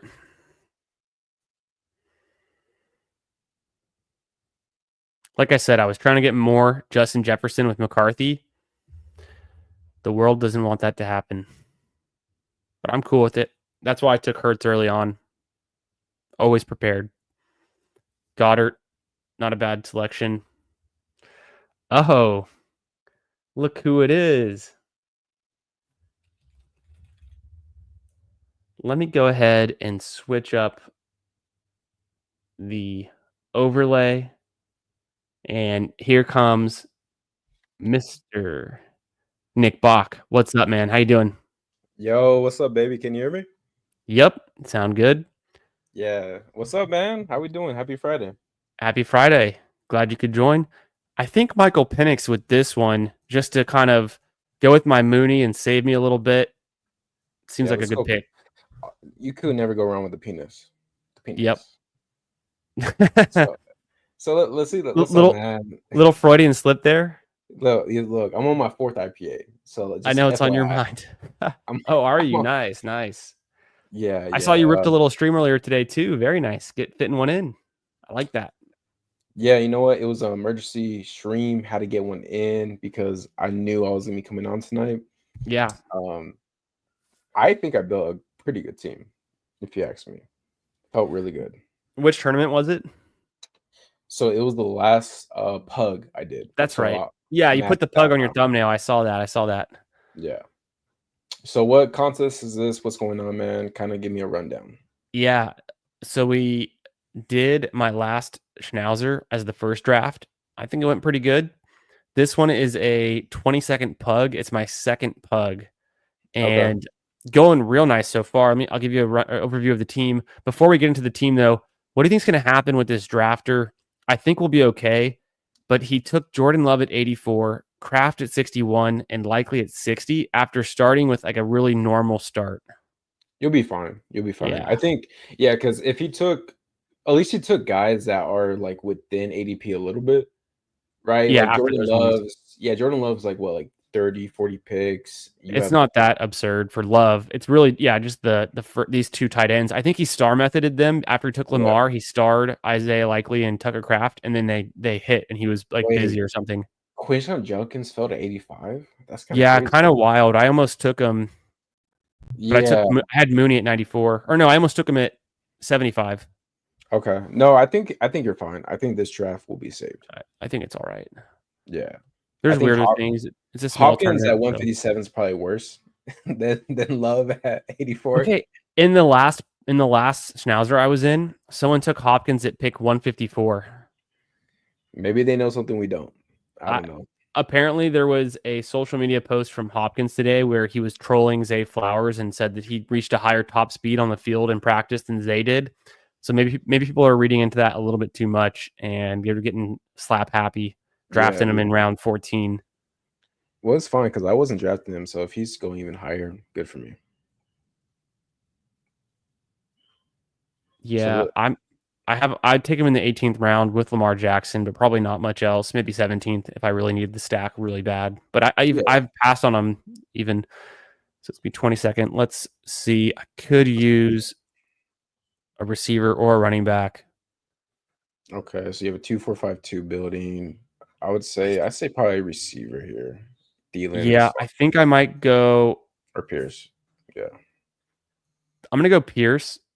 I think I got it off because I've already got JT. I'm kind of betting on the Colts a little bit. Feels good. I don't know. I like Pierce a decent amount, and my wide receivers are already so strong. I just need a guy who can have like a big spike week, big touchdown, and so that's what it's going to take for Pierce to hit the lineup over, Smith or Higgins or Jefferson.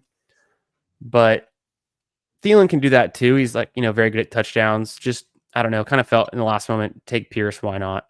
I think Pierce is better because as your sixth receiver, he's more likely to spike than Thielen at this point. Could be. Yeah, definitely could be. Yeah. And then I'm probably done. I'm done at tight end and done at QB. So it's just the best available running backs and wide receivers. I probably will go Dowdle, or do you have a strong feeling about Roshan? I love Roshan. Roshan is someone that I'm going to continue to draft until they sign or trade for an RB. Okay, I took Roshan. He did have a sneaky good touchdown run out last season. Maybe they give him a little bit more work this time. Ben Johnson's there, lightning and thunder. Maybe he can be some of the thunder to Swift's lightning. The thing with Roshan too is that the Ben Johnson offense always utilizes two RBs, and he fits the perfect mold of Dave Montgomery. He fits Jamal Williams. Like, would it surprise if end of the season he scores like 10, 11 touchdowns? I don't think so. He could. I mean, we saw Charbonnet get 9 touchdowns last season, and it took Ken Walker missing some games, but I don't think Roshan's that far off from Charbonnet. And I don't want to read too much into this, but last year that Swift was with Ben Johnson, he only had 99 carries all year. And Jamal Williams had 230 or something like that. Mm-hmm. And I would assume Swift was a better RB back then than he is now. Right? Like, I would assume that. Like, I don't know. I don't think Swift's getting better, but I don't know. I love Roshan. I think he was the goal back last year. He had 6 touchdowns. If this offense improves, I just see him hard not to fail unless they sign like maybe a Chubb or a Dobbins. Yeah, Dobbins I think is the biggest risk, but I've heard Chubb come up too. I just don't know, and I don't know. I wonder how much work Chubb would actually get. Dobbins we saw be good recently. Chubb I think could just be over for him. Maybe, yeah. How do you feel about the free agents like Keenan Allen, Amari Cooper? Like, are they good clicks right now in the last couple rounds? Yeah, I think that was something we were talking about like 2 weeks ago when we were doing those eliminators together, because somebody in the Discord told me to troll Sus Edwards about his Amari Cooper exposure, and I still remember that. And I haven't drafted Cooper once. I don't think, not since the NFL draft. I don't think I drafted him in the big board either. I think he just fell off hard. I don't see it getting much better. If you can't produce with Josh Allen, it's pretty damning. And then once an elite receiver falls off, it's really hard for them to bounce back. if you see them gradually going down, kind of like you could say like Cooper Cup or like Thielen, they might still have some value. But if they just kind of like bottom out immediately, I get really worried. So I don't know. Yeah. Maybe if Amari Cooper lands somewhere like really, really nice, I might consider getting back in the late rounds. But I think what's going to happen is people who like him would be so in on him, they're going to drive the price up to a ridiculous point anyways, if that were to happen. Like if he landed, let's say, I mean, how much better can it get than the Bills? That's, so I don't really know what else would like, what would it take? Yeah. So Hunter's your highest ranked RB. So Yeah. I just take it. What kind of talk to me about Hunter, man? Because like I wonder if we're doing the same thing with Kyron like we did last week, Warren. But for some reason, Hunter feels a little different, I right? think, mhm. So So I think Corum is a 1-to-1 replacement for Kyron. He's a pure backup. yeah. Jarquez Hunter, I think, can be used in tandem with Kyron, where Okay. Kyron is the touchdown, the carries the load, between the tackles, and then Jarquez Hunter can be more of the thunder lightning. I'll say that again, but let's see, wide receiver here. I might just go someone like a I'll go Wicks Wicks. or Yeah. Felton could be nice based on I've got the. Let me see if I get it. I'm gonna take some Felton here. Maybe he probably would have been there on the next pick anyways, but Wicks might be there too. And I'm pretty much just I'm gonna go like a 2-6-8-2 build. So I'm just grabbing as much volume, and I already feel really good about this receiver group. But Yeah. Felton's kind of a fun upside swing. I'll take him with Justin Jefferson, and maybe the Vikings is what I need. Yeah, Felton, he went in the third round, right? Yes, he was the last pick in the third round. He's pretty productive at Maryland too, Yeah. and I think he's got fine size and speed. I just realized I don't have any Bills yet, but I don't know if there's any left that I'd want to take, so I'll probably just pass on the Bills and not have a bring back for that game. Yeah, so let me see. So you have Taylor Mason, Terry, Zach, Roshan Hunter, and then let me see your receivers. Yep. So I got Taylor in the third round, which was nice. Oh, I you took got T. Taylor Higgins third in the round? second. What? I missed that. Yeah, pick 27. So I mean, That's I almost took Jonathan Taylor at pick 22, and hmm then it's like maybe T falls to 27. So it's not like Hames was talking about this earlier in the chat. It's not that unique, but it's a good value because I was between taking T. Higgins and JT, and I ended up getting both of them. Yeah. At least you get two players that you wanted. Yes. You got Mooney at a discount too. I see Chris Olave a little bit. Yeah, nice Mooney, nice Olave. Okay. Yeah, so I mean, I think last pick, I think Wicks is a solid pick. I don't know how you feel about Ray McLeod's tagging him on as a stack. I think he's okay, but I think I'd rather go Wicks. Yeah, I haven't been drafting a lot of them. I also just realized, I guess Hunter was my Ram connection, but I don't have any other Rams. So maybe if I wanted to force something, Like, Tutu's gone. okay, he's gone. Jordan Winston, I think, had a high piece a couple days ago. Yeah, I'm not 100% out on Whittington. I haven't been drafting him. I think he kind of maybe it's tough. It's gonna be Yeah, hard for him to see the field with Adams there now. So I'd probably just take Wicks here. Wicks, And man. Like, I made a tweet I think yesterday where, well, I'll say go Wicks. I think Wicks is the best pick here, man. I think so too. The thing with Wicks is that the Packers rotate the receivers a lot, and when I'm looking at receivers in the last 18 in the last round, I'm looking at what players are talented or what players can see the field. Wicks is going to have both. Like, he's a super talented player, he just can't catch the ball, which is very important as a receiver. But I know, the fact, right?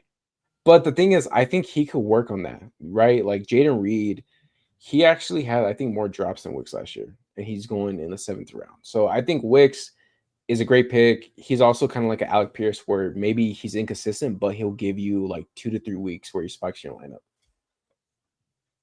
I like it. I like the Wicks pick. I was Yeah. drafting him last summer as well. He goes for free now. See, we were considering that this drafter who also had McCarthy and sniped me on McCarthy takes Jalen Naylor. I'm glad we grabbed Felton a round early and we still get Wicks kind of thing. So I Big wanted a little brain. upside with Felton, and then Yeah. it's fun. This is a good team. Um, Yeah, I yep. like this team, man. It's You good. want to? So first, let me give a shout out to Nick Bach. Thanks for joining. Thanks for coming on. Glad you can make it. Everyone in the chat knows you, loves you. But in case they're new, You guys make sure you're following and subscribe to his channel as well. All the links in the description right now. And he's putting out streams. He's active on Twitter.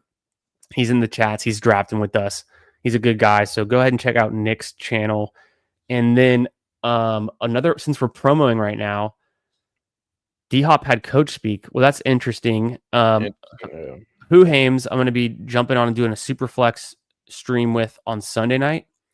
But on Monday night, and we haven't officially announced this yet on Twitter and on YouTube, but we're going to post it. We're going to post about it today, and I think we just got busy. We're going to post about it tomorrow on the Ballsy show that Bindles and I do, which is going to be on my channel this week on Monday.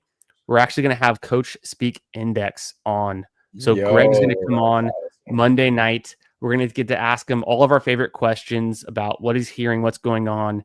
And I think he does like a really, really good job in the fantasy space of like creating like a value, like a valuable kind of analysis and a lot of content that we didn't have before he put it together. So it's really cool. And I'm glad we were able to get him on. So I think we're going to officially announce that tomorrow, but I'll let you all know first thing here, since Hames just reminded me with that little chat there. That's huge, man. I'm happy for you and Ballsy. Or yeah, it's gonna be fun. You and Bindles. Ballsy, that's such a great name. Who came up with that? You or Bindles? Yeah, appreciate that. Yeah, Bindles is the man. So Bindles is a creative genius and also a dynasty expert.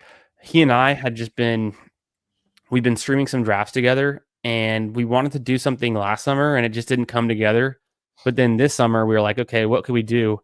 And so then we kind of organically, we were just talking one night, and he mentioned this video that Arnold Schwarzenegger did like 20 years ago, where he's like doing a commercial for like a cigar or something, or he's like being interviewed, and the interview person like asks him about like him smoking cigars and liking cigars, and he goes on like this 2-minute rant about smoking cigars, and he's like, I'm ballsy, I'm a stud, I smoke my stogies inside, I don't give a shit what anyone thinks about me. And that's actually what we chopped up and put into the intro song. It's Arnold Schwarzenegger saying, I'm ballsy. And then Bindles and he showed me that video. I had never seen it. I thought it was so funny. So then I was just saying to Bindles for like a straight week, like, I'm a stud, I'm ballsy, I don't give a shit, and I smoke my stogies inside. And then we're like, hey, maybe that show we've been trying to like do something together, maybe we call it Ballsy, because like we were just like talking about it that whole week. It was like a little inside joke, and that's how it came together. And then now it's just, just keeps us honest, keeps us doing something together and making some content, something to look forward to.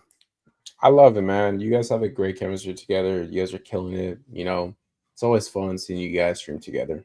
So I appreciate that, man. Appreciate it. Yeah, it's been super fun. And then what else was I going to say? Oh, I'll catch up with the chat, but as I do, I want you to give me an honest team review for my second pug bullet here, if you would, Nick, from the top.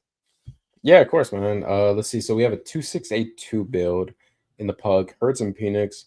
I think this is a fine quarterback room. Like if I take Hurts, I'm probably stopping at 2 quarterback. So I'm cool with Penix. So we have scroll down a little bit for the yep. room. Taylor, Mason, Najee, Zach, Roshan, Hunter. So it's a little thin, as in you have Taylor and then you wait. But I do like Mason, Harris, and Zach a lot as kind of those 3 guys I kind of target in that range. Roshan, I do project to be the RB2 there. I think he's going to give a lot of points. And then Hunter is kind of that throw on. So the RB room is fine. And then let's see the receivers. JJ Higgins. Also, you got the Devontae Smith stack, which is nice. Okay. Chris Olave. I don't know if you're a huge Olave guy. I am. I have like 30%. I think he's nice. A smash in the 6th round. So I love that. Mooney, Pierce, Felton, Wicks. So I think the receiver room is pretty good. And then your tight end is Laporta and Dallas Goedert. So overall, I would give this like a B+, man. Honestly, nice. I think you did pretty good. Yeah. I feel good about it. Obviously, I like to have bringbacks for week 17. I get that with the Rams-Falcons game. I don't necessarily get it with the Hurts double stack, but I got Hurts double stacked. Maybe he's my season-long bet. Maybe my week 17 is the Penix coming through for me. And then I was able to get a little mini with like a mini bring back with Jordan Mason against Detroit. And I've also got Justin Jefferson, Ty Felton, and Laporta. So I've got 4 pieces of that game, which I'm pretty high on, that could also just help get across the finish line. Yeah, yeah. I was saying earlier, man. I think the Vikings and Minnesota game is very fun to have like Yeah, pieces there, but also the Falcons and Rams are sneaky bet to have probably the total points for Week 17. And at, yes. and at that point, I think Hunter too. Like I like Kyron. I think he's solid, but there's something about Hunter, man, where Kyron like I don't think he could hold up for another 300 plus touch season.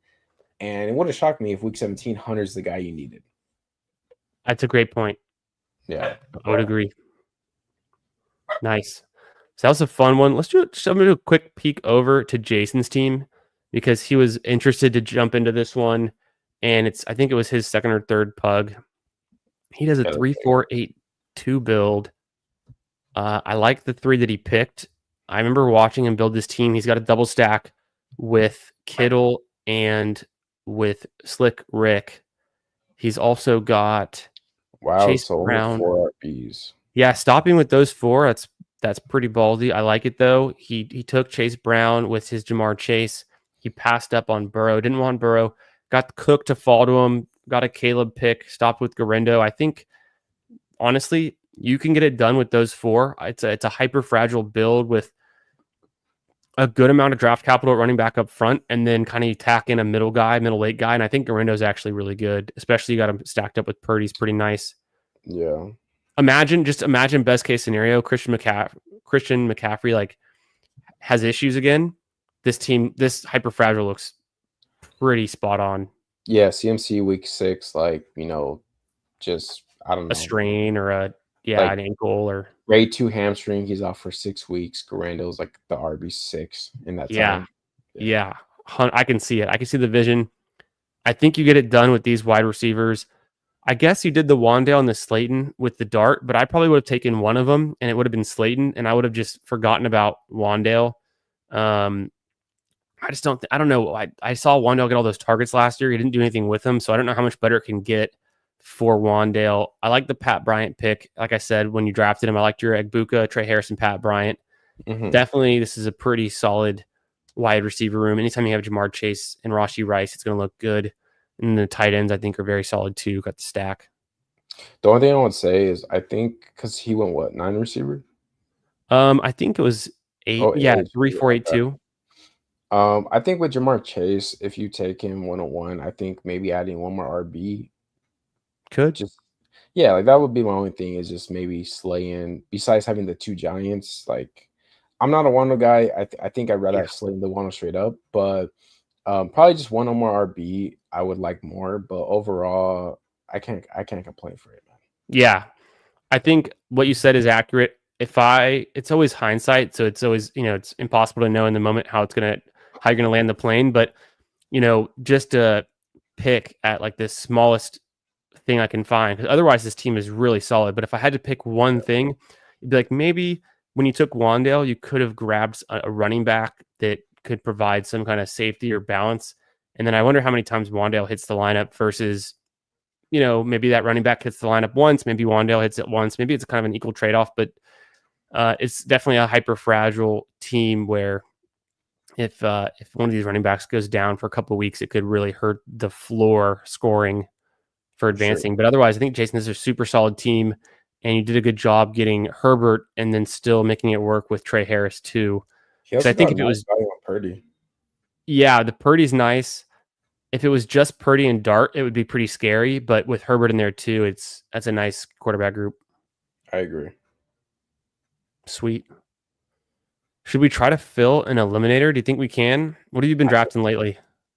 So I maxed out so I was doing the Hound and the Pug the last few days, but I maxed it. So now Yeah. I'm back with the Eliminator or the BBMs because there's no puppy, there's no small contest. So I'm down for an Eliminator. Let's do it. Let's fill it up. Yeah, let's see if we can fill it. And if we can't, we can throw some feelers out on Discord and Twitter. See if people want to come jump in and do an elim. I've got one pug left. I'll probably wait until the contest is a little bit closer to full. And then I finished my Schnauzer tonight earlier. I saved one and I just did it. And then I maxed the Hound last night. So I'm definitely in the mood to do something different. I think the eliminator could be the perfect fit. I'm gonna pop into the 30-second room to see how full it is. These things are never like very close to filled. Yeah. So I'm gonna jump in right now, guys, and then if it's not even close, we can check the 20. Four But actually, people. we're 4 away, so I'm gonna stay here. This is a 30-second elim, and then I'm gonna retweet the post.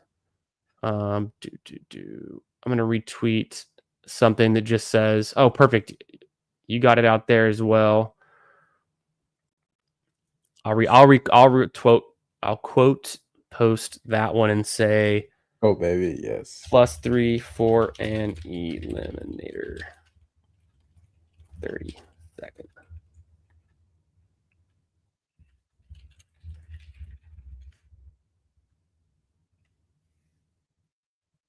Sweet.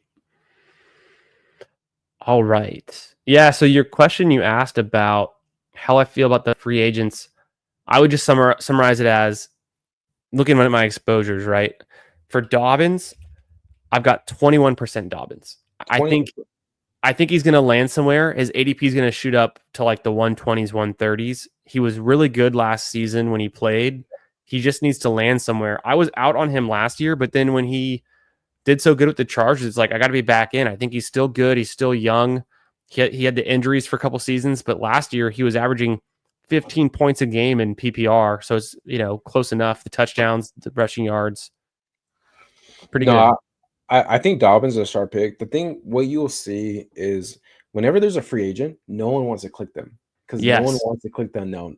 So usually it's pretty good when you're clicking these free agents in the last few rounds. The thing with Dobbins is I think wherever he goes, he will be probably the clear RB2. Mm-hmm. Right. And we know he's good. He's electric. Last year was a big year. Keenan Allen, too. I think Keenan Allen showcased he still had some juice.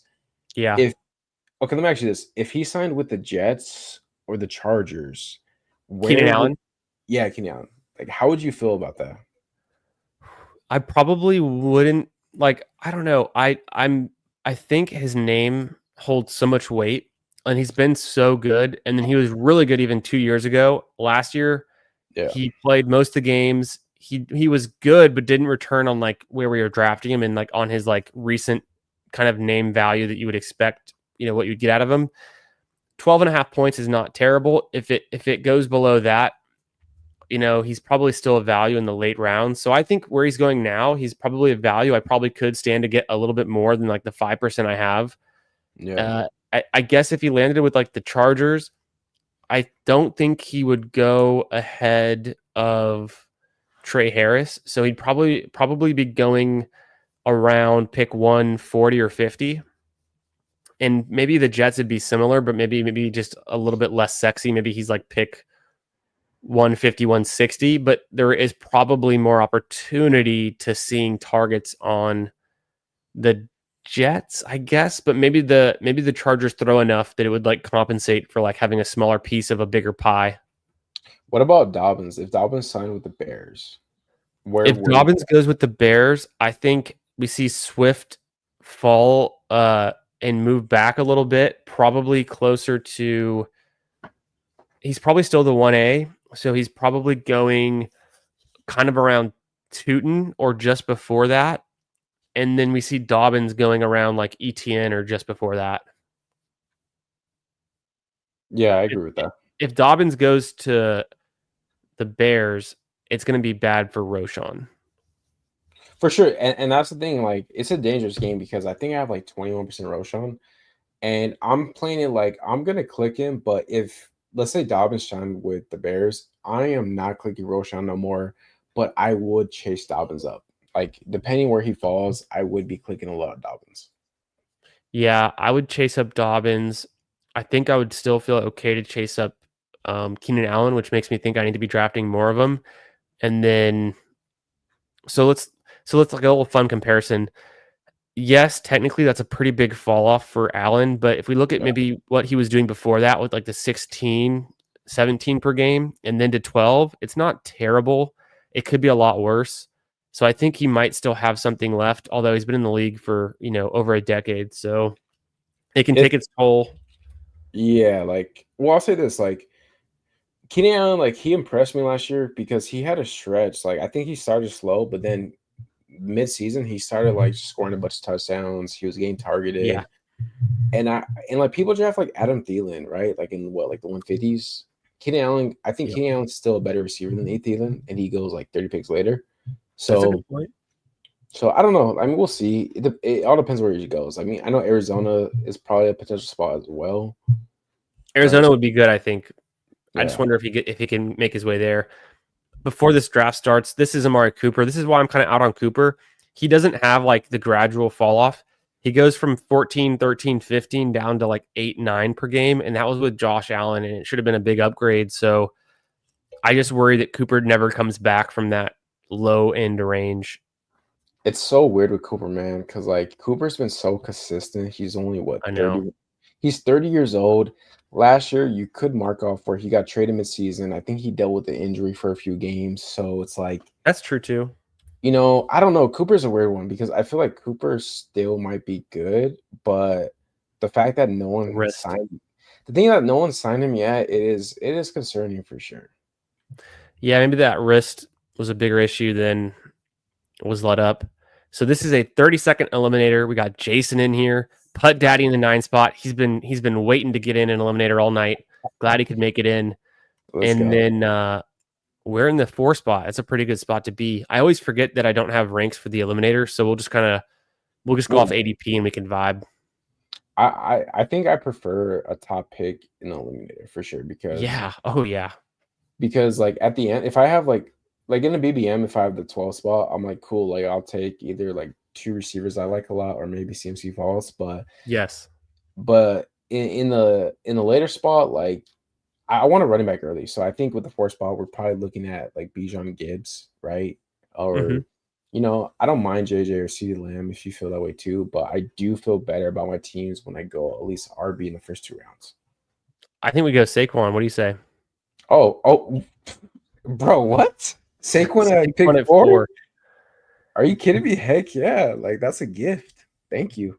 It's just perfect timing. We get some luck. And it's a second straight draft. I've seen Bijan go at the 102. I Really? I personally I like Bijan. I'm a huge fan, like in real life, and I like him in fantasy. But Yeah. for best ball, I have him as I can't show ranks here. I've got him ranked behind Gibbs for best ball. So I don't want to be out on him all the way, but I want to have as much Gibbs as possible. For And sure. I almost considered putting Gibbs ahead of Barkley even, but I haven't done that yet. What's hard is like I think the sharp move is kind of Gibbs over Barkley, but it's so hard to take Gibbs, who's maybe in the timeshare, over the Barkley, who could get like 400 touches. It's hard to do, man, right? But 100%. you kind of so I was Bijan over Gibbs. I like Bijan. I think Bijan's a solid player. He's very safe, but I He's think great. no, he's great, and if he was RB1, I wouldn't be surprised. But you kind of sold me on getting more Gibbs. Like you kind of put me on of where I think Gibbs is just a better player in general, and I want to play the game where like maybe if he plays more, David Montgomery gets hurt. Gibbs is the number one player in fantasy in general. So Sure. yeah, I love Gibbs, man. I think Gibbs, from what he showed last year, I think he could we could all look back on and be like, yo, he should have been like a top 2 pick. Yeah, I think maybe we'll see if anything changes throughout the summer. But like, just imagine that David Montgomery starts the season on the IR for some reason, or like has like a hamstring. Maybe Gibbs shoots up to like the 102 or like the 103. If Dave Montgomery got hurt, Gibbs the 101 easy, right? Or is I it still guess. I mean, Jamar Chase is pretty hard to get past just because of what he just came off of doing. But we're always trying to play for this next year, not necessarily what just happened. And I think you kind of said that very well, where you were saying the sharp thing would maybe move Gibbs ahead of Saquon. Saquon was the guy last year. Could it be the yeah. guy this year? Sure, but it typically kind of is a rotating, who's the best player in fantasy. We had CeeDee Lamb, and then we're chasing. Then it's Jamar Chase. Could it be CeeDee Lamb again? Easily, right? Could it be Amon-Ra? Puka, who knows? We see it every year where whoever finishes as a receiver one, they don't finish as that, right? Like it's always a Right. new receiver one RB. So like the thing about Barkley is that every time you're the RB1 and you have over like 380 touches, you lose 45 touches next year, right? So Barkley, like the chances of Barkley repeating what he did last year is almost impossible. He could still be the RB1, he could still have a great season, but what he did this past year is probably very unlikely. Yeah. And Gibbs, I think Gibbs has more food on the plate. Like Gibbs could come out this year and catch 80 passes. He could have 1,500 rushing yards. So, Yeah. but we have Barkley, so we are Barkley over Gibbs, right? We're I making think, that. I mean, there's a Eliminator is a big tournament, so you can get a lot of bullets in, Yeah, and having a Barkley at pick 4 doesn't hurt. it feels good though. Like Barkley, I love Bark. So Do you think Bowers is a pick here, or would you be tempted to go like McConkey or T? I it's Ladd or Brock Bowers for me. Those are the two. Yeah, I think it's between those two. I just don't know in this format. Do I want the Brock Bowers, or do I think the lad is worth it?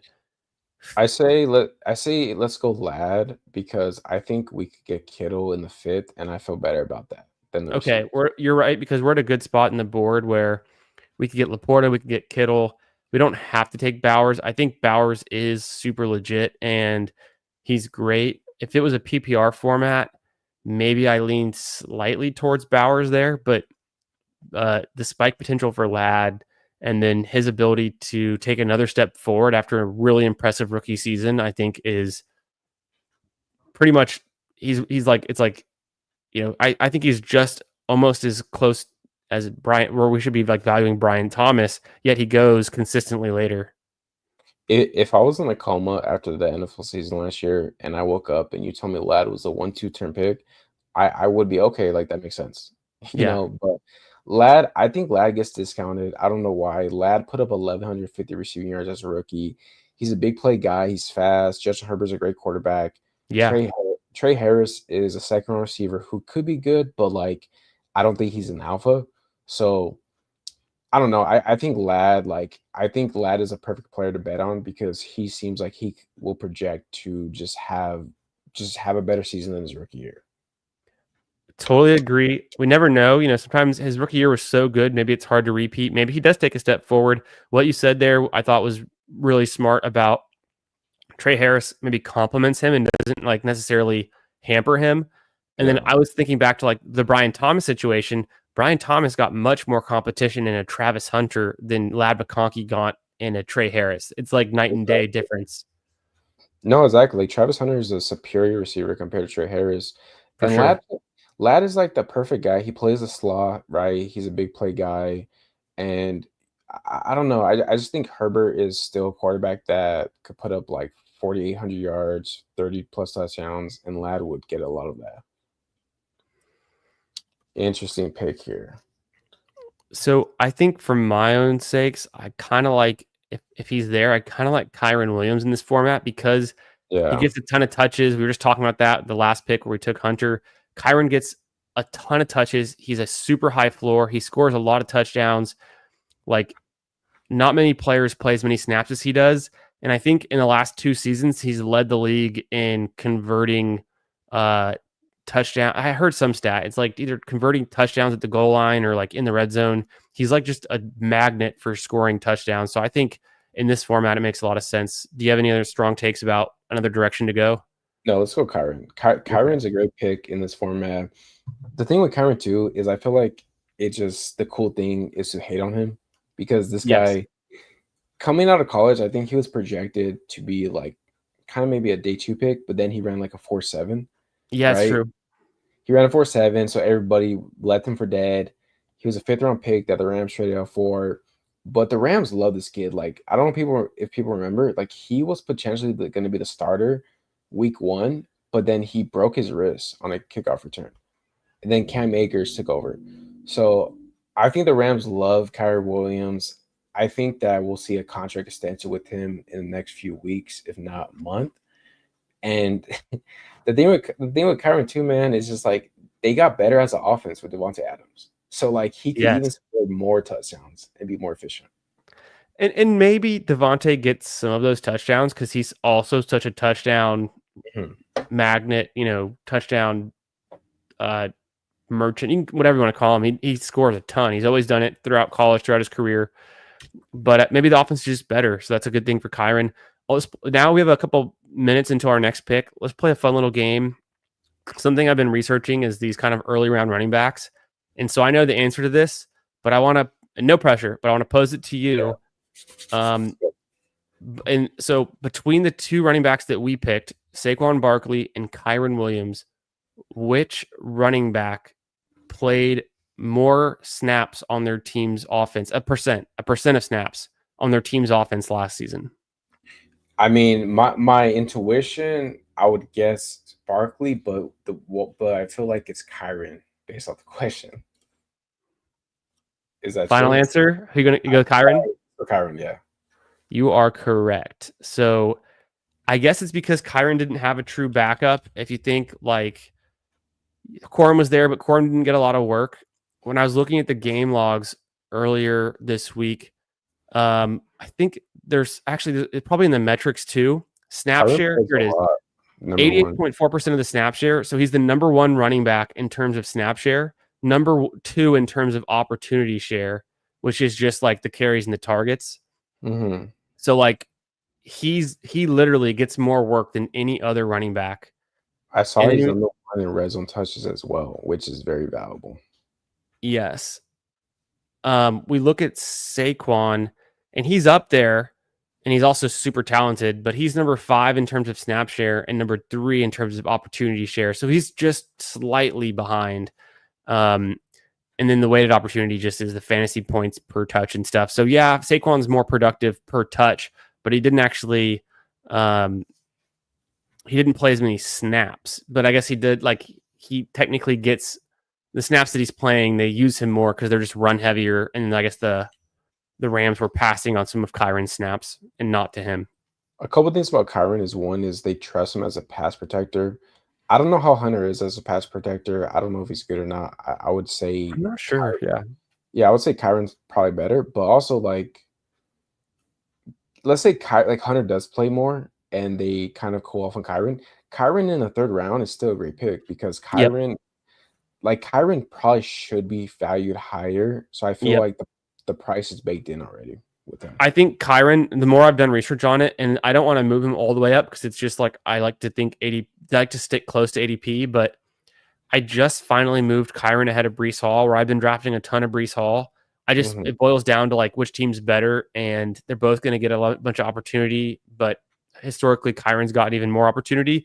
I compared Kyron to Josh Jacobs in a similar way, and it's pretty close. So I think Kyron should be going with Chase Brown and Josh Jacobs range instead of where he's currently going, which is like the Breece Hall range, even though Breece is super talented too.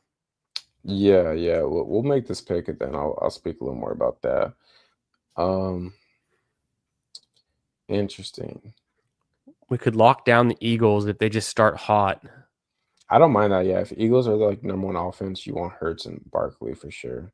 There goes Kittle. Interesting. DJ Moore, I think is okay. Click 2. Yeah, his floor is pretty low, but his ceiling can be good too. Yeah. Does Hurts fall? I was gonna say, do we go Smith? I don't think he does because of like you see where like Jay Daniels, Josh Allen, Lamar Jackson all went.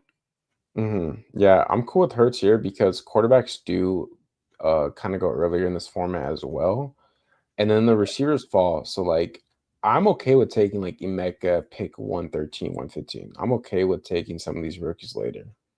Yeah, So, definitely. I think we can make up some ground. That's a good point. We can make up some ground at the wide receiver a little bit later. We don't want to get too far behind. We don't want to build so different than like a traditional BBM format, but I think this tier of wide receiver 2 that we can get was pretty similar between DJ Moore and the rest of the guys that'll still be there. And then I'm trying to like, so that gap between where Lamar Jackson went and then where we got Hurts is actually pretty big, 14 picks. Pretty big. I don't know if it's about the same as the gap usually is. If like, imagine Jaden Daniels usually goes about pick 40, 41, and then Hurts goes around like pick 52, 3. So I guess it's actually bigger. I think we got a nice fall on Hurts here. I think so too. For me, it's JMO. I think JMO's I think so too. I have JMO ranked ahead of Hunter in my normal ranks. By yeah. ADP it says Hunter, but I'm pretty in on Jameson Williams. I think it'd be nice on this team. There was more code speak today too about like Yeah, and the thing about JMO is his trajectory was he was a bust. The first 2 years he I didn't look good. know. Last year he proved himself as an NFL player and he's super talented. And I still think that spike weeks are very important in this format. I still think you want receivers that could go for 20, 25 points because Right. you're gonna face teams that go off. So you still want to counter that. So I think JMO in the fifth is a good pick. Yeah, I'm in. I've been super in on JMO all summer, all off season. You The snipe me, more bro. Whenever I join your leagues, I'm like, okay, I'm gonna get JMO here. Then you pull him up like 4 or 5 picks. I'm like, damn I'll it. pull him up. I think he's going to keep getting steamed up. I think he should be going. I don't know. It's hard to say how high he can end up, but To be super fair, good like team, very you could say talented player. JMO should be near JSN, Tyreek, Marvin, Terry, I think.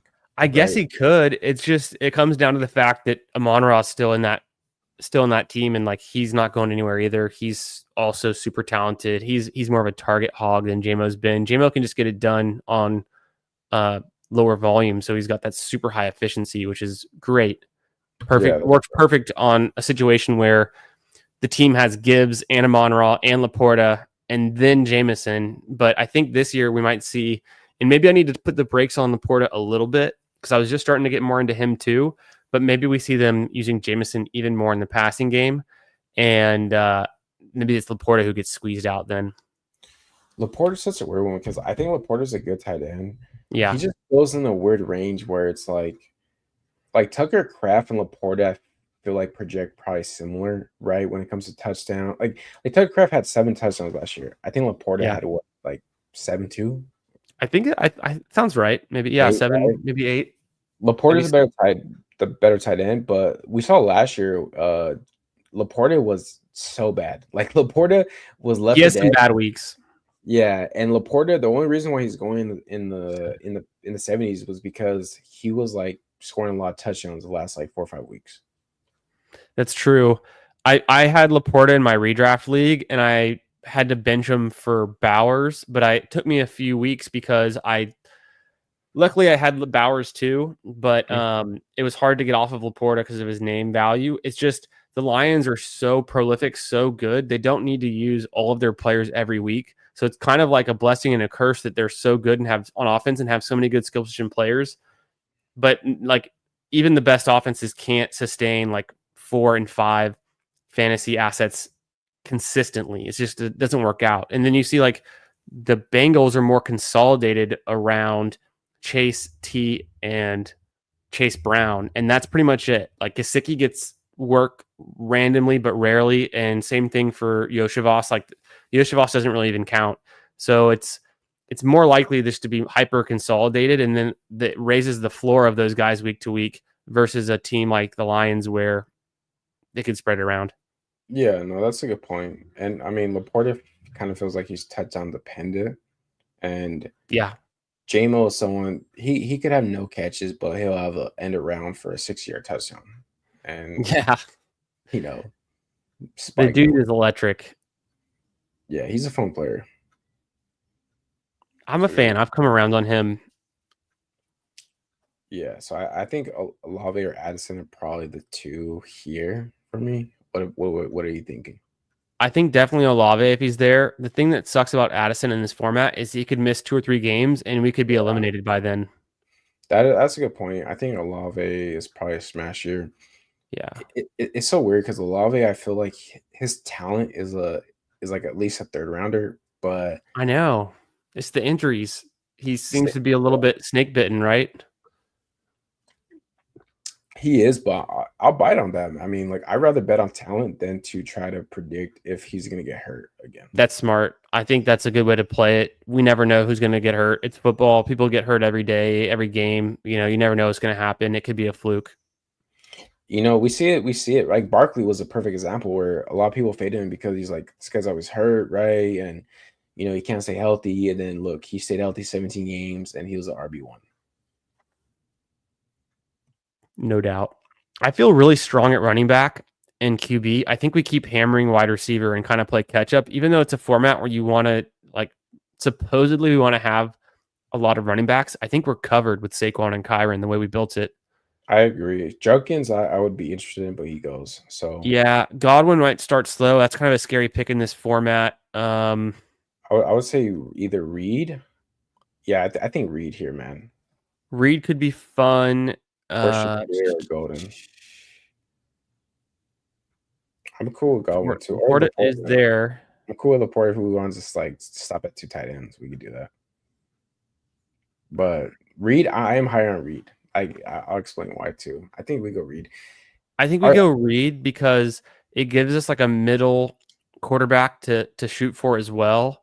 Besides Goff, so we have Goff, Herbert, and Reed. We have a lot of shots at these middle QBs. It'll feel really good to go with Hurts. And then I think in this format, I've been saying this in all formats. I've never drafted a tight end room I didn't like unless I paid too much up front. Yeah. Anytime I take late tight ends, I've had one time it didn't work out. And the one time it didn't work out, my tight end room was, who was it? It was like, and it wasn't even that bad. It was like, I think I took a few nights ago. I had one with Mason Taylor, I think Terrence Ferguson, and then the first one was like Gesicki or something or someone like that. But like it was super late and kind of rookie heavy. And I looked at it and I was like, I don't love this one, but like it still works. No, it could still work. I think probably because it's like 2 rookies later that you don't feel great about it. But look, I think Laporta's he's okay pick, but I like Mike Gesicki goes 100 picks later, and I think he could have a better year than Laporta this year, right? Like that's bold. Well, I'll say this: like Mike Gesicki had like 630 receiving yards. Laporta had what, like 100 more, sure. 150 more. The thing is with tight ends is touchdowns. Like touchdowns are the key maker for tight ends, and I think Gesicki got unlucky with touchdowns. If he scores 6 or 7, I wouldn't be surprised with Burrow. And I don't know, man. I just think that I want tight ends on really good offenses that have a clear role. And there's a lot of tight ends later that I think have that. Like Gesicki, yeah. I don't know how you feel about Chig. I think Chig could be the number 2 option for Cam Ward, right? Like he had like 28 catches the last 4 games of the season. He's interesting. I don't know. There's a lot of tight ends I like later, and I usually feel good about it when I wait. I would agree. I don't know if I've taken a lot of Okonkwo. I'll consider him for sure with the Cam Ward stack, and I've got a pretty good amount of Cam Ward. I typically do draft a lot of the top rookie QB options every year. So like Cam Ward for me, I was higher. I'm only at 9% now. Yeah. It was higher pretty recently. And I think if I updated my exposures from the last like 2 or 3 nights I've drafted, I've probably taken Cam Ward at about 8%. So I'm probably still about 8 or 9%. But in the big board, I was like probably 18% or 15% Cam Ward. And I was definitely taking Chig then because it just made sense for later stacks. We assumed Cam Ward was going to be a Titan at some point, and then it was like, how can you stack him up? So I had like so much Calvin Ridley too, and he continued to rise a little bit, but I think he's kind of settled. Yeah, because Ridley was going in like the 60s, right, for a while, like maybe a little. Yeah. Oh yeah, 60s, 70s, I think too, early on. Yeah, and it was obvious. Like it was obvious Cam Ward was going to go there too. So we did take Reed, right? The thing about Reed, so I've been Golden over Reed, but I actually switched over to Reed over Golden now. And the thing about Reed is I think he's a really good player, and he scores a lot of points with a little bit of targets and being a part-time player. And we've seen this with like Stephon Diggs, for example. Like Stephon Diggs didn't have a 1,000-yard season until his year 4. Mm-hmm. I think Reed is a player that maybe could actually play more this year and could take a bigger step. And if he does that, he could pay off the price where he goes very high. I'm open to it. It looks like in this format, the rookies just go a little bit later. I think it's a coin flip for me. In traditional BBM, I've got Golden higher than Reed, but I don't hate it. Either way, it could work out. What do you say Yeah. we do here? Do we take the tight end or we keep pushing it? And you want to take like a Downs or like a running back? I say Downs, man. I'm a huge fan of Downs. Downs over Pittman? Yeah, yeah, yeah. Are you Pittman over Downs? No, I still have Downs ahead of Pittman. It's just Downs is still ascending, and when he's healthy, he's good.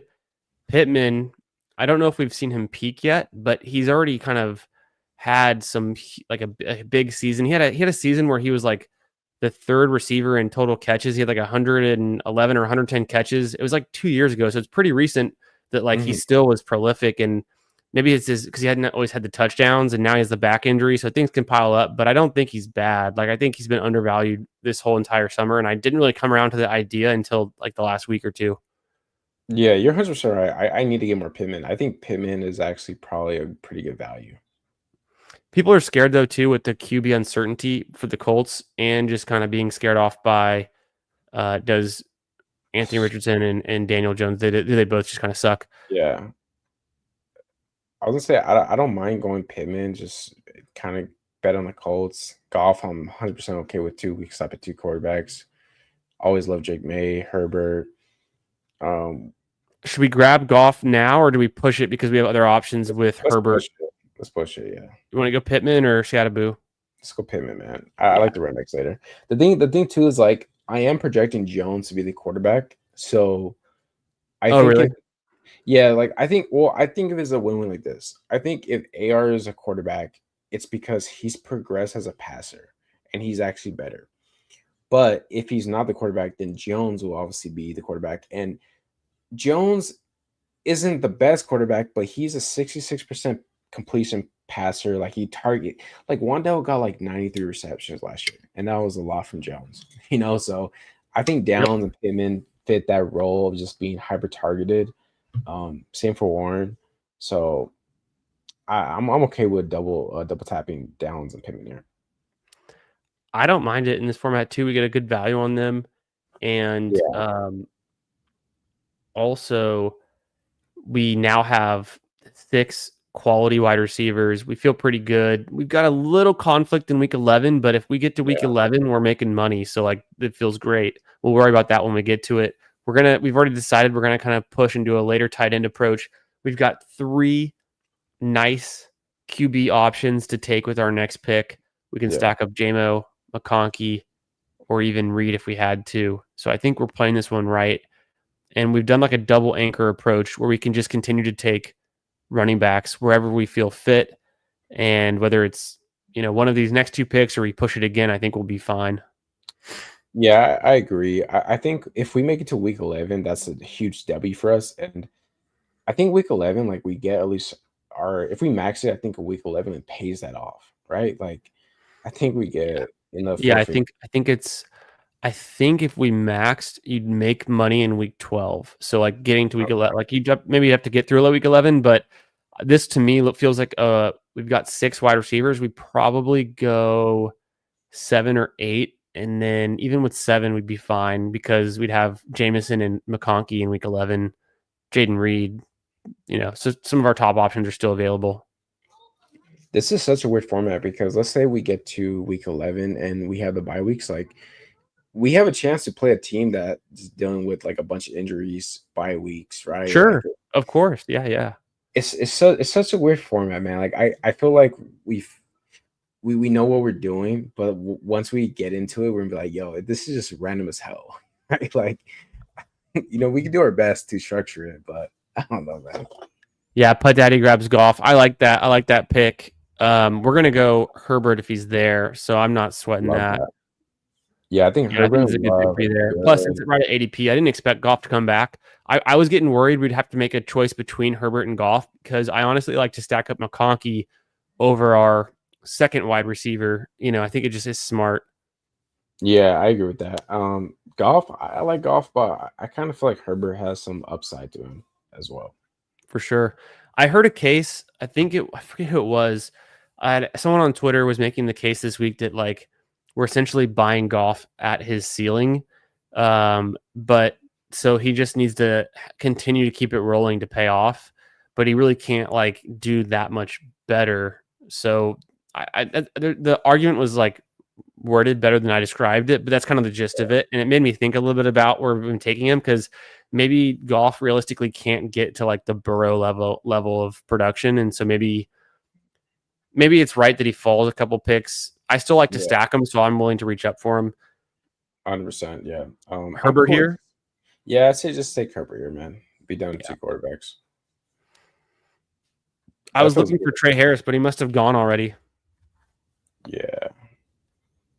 Yeah, I'm cool with this. Like Hurts and Herbert is a perfect 2 quarterbacks to have in this format.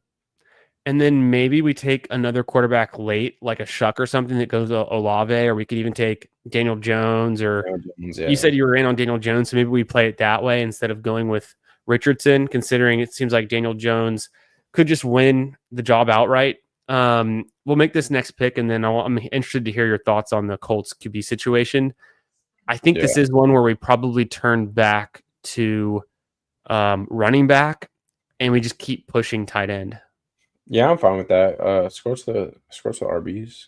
Let's see Yeah. who we have. Tajay, I think solid. Blue, I think Blue's. I've seen some good stuff on Blue when it comes to like metrics, and he was like a better runner. And I don't know, like Blue's very interesting to me. I'm in on Blue. You don't have to tell me twice. I liked what he did in college last year, except for the fumbles. He's a Yeah, super high upside play. Maybe he gets the opportunity.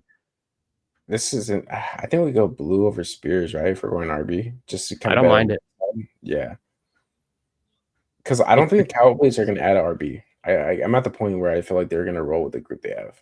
Dobbins could land there, but maybe not. Yeah, Dobbins can, and if he does, like Blue is probably, he's probably like a 17th, 18th round pick if you still want to take him. But Maybe, you know what could happen in Blue, maybe at worst case scenario, goes to where guys like, if who are the rookies that go already pretty late? It would be like DJ someone like, Giggins, what's that? like DJ Giddens. Yes, exactly. Yeah, a perfect comp. At worst case, I think he'd go, and this is a different, this is the eliminator, so the rookies go a little bit later, and which is funny because we actually took him earlier.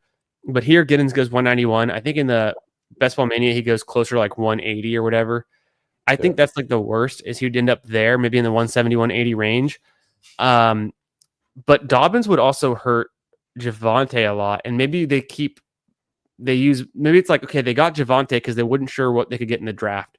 Then they got Blue in the draft. If they brought in Dobbins, it would be to replace Javonte, not to replace the guy they just drafted. Well, Blue he's a different skill set. So like Dobbins is more like Javonte, so he would replace him. I think so, yeah. Makes Blue, sense to me.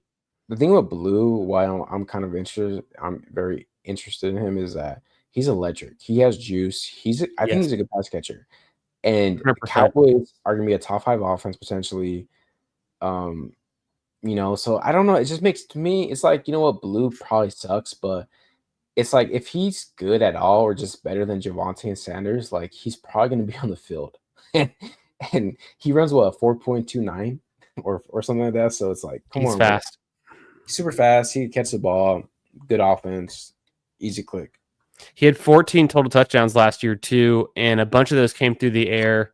He put up big games when it mattered most in the college football playoffs against Ohio State, and some of the other games in the series as well. I think against he had a pretty decent game against Auburn too. Which he came on really strong at the end of the season. Yeah. He's the lightning to the thunder kind of guy. I think I've said that too many times tonight, but it's kind of the idea that I'm going with for like these 1-2 punch backfields. I've always been on Blue. I didn't like it when he was fumbling during Texas season, and then like week 5, 6, 7 going on, but he kind of corrected it a little bit. I think he got in with the Cowboys, and it's a pretty ideal landing spot. So opportunity, landing spot, offense, that all matters a ton for running backs, especially the rookies, where you're just trying to hit on something. Round 11, we could do worse. Yeah, we could do a lot worse, and at least Blue has a chance to be a starter, right? Like, you just want to make a bet where, like, okay, where can we see in camp where Blue is getting a lot of good reports, right? So, okay, interesting pick we have coming up. Does Kirk or Hollywood Brown do it for you? Because I think both of these guys should be getting snaps early, and Kirk probably has the role until Noel takes it, or maybe he just keeps it kind of throughout the season. Do you think Kirk is kind of washed? How do you feel about him? I think Kirk is interesting. He goes, unfortunately, Yeah. but he was a fourth round pick last year. He goes in the 12th. I think he's solid. Hollywood, I'm fine with. Tucker Would you want Craft. to grab Goddard first because we have the Hertz stack, or do you want to take Hollywood and then just wait on tight end? Let's go Goddard, man. Yeah, I Let's think go. Goddard's actually really good and super undervalued. Kraft is still there, and I think Kraft is good too. And I like in a vacuum, I probably think Kraft is better only because Goddard has never played 17 games. He's always getting injured. So with a Goddard, I do like to take one, if not two tight ends with him. I think we've already kind of committed to like a 3 tight end build. So it seems right up our alley to have a high upside guy like Goddard stacked up, and then we'll throw in a couple more tight ends when we can get it. Yeah, I agree with that. I think, stacking is still important in this format because if Eagles are the number one offense, Hurst is probably having a good year. I think Dallas Goddard is probably having a solid year. I also think the Eagles could pass more this year. Like they ran the ball like kind of like not too much, but they were pretty like I think they were like 42% passing the ball, and 2 years before that they were like around 50. So Mm-hmm. I don't know. I think they could pass the ball more, and Goddard could definitely get some spikes. I also realized I'm glad we took Goddard. We could have gone Kraft. We went Goddard. I think it's a good move. We definitely need to hit another running back in this range before we go back to wide receiver. The wide receiver cliff's already come. I think we can wait Yeah, there. I would have taken Garindo. me How too. do you Yeah. feel about either Algier or Eckler? I'm cool with either. I think Eckler gives like a safer floor. Algier is more of a bet. Like I think Eckler probably more likely to spike. Algier is more a bet just in if Bijan gets hurt. Yeah, they both have some good standalone value. Eckler has like maybe more injury concern, but potentially slightly better offense, even though the Falcons are kind of on the come up too, and Penix could be great. I'm interested in Eckler there. We got now a veteran to pair with the rookie Blue. Maybe those guys help carry each other forward. And then we have the week 17 mini. I mean, it didn't actually matter in this format. If we got to week 17, it's just getting Yeah. there is pretty incredibly If we got there week insane. 17, we're pretty happy. Yeah, But and it doesn't even matter that we have like a mini, but I guess it's just even then they're going to play each other at some point. And my main point on that was like Eckler could carry early in the season, and then Blue might have to take some time to like carve out a larger role. So maybe it's a nice combination of a young and an older guy. And then our bye weeks right now is super super nice. fortunate the way it's Yeah. lined up.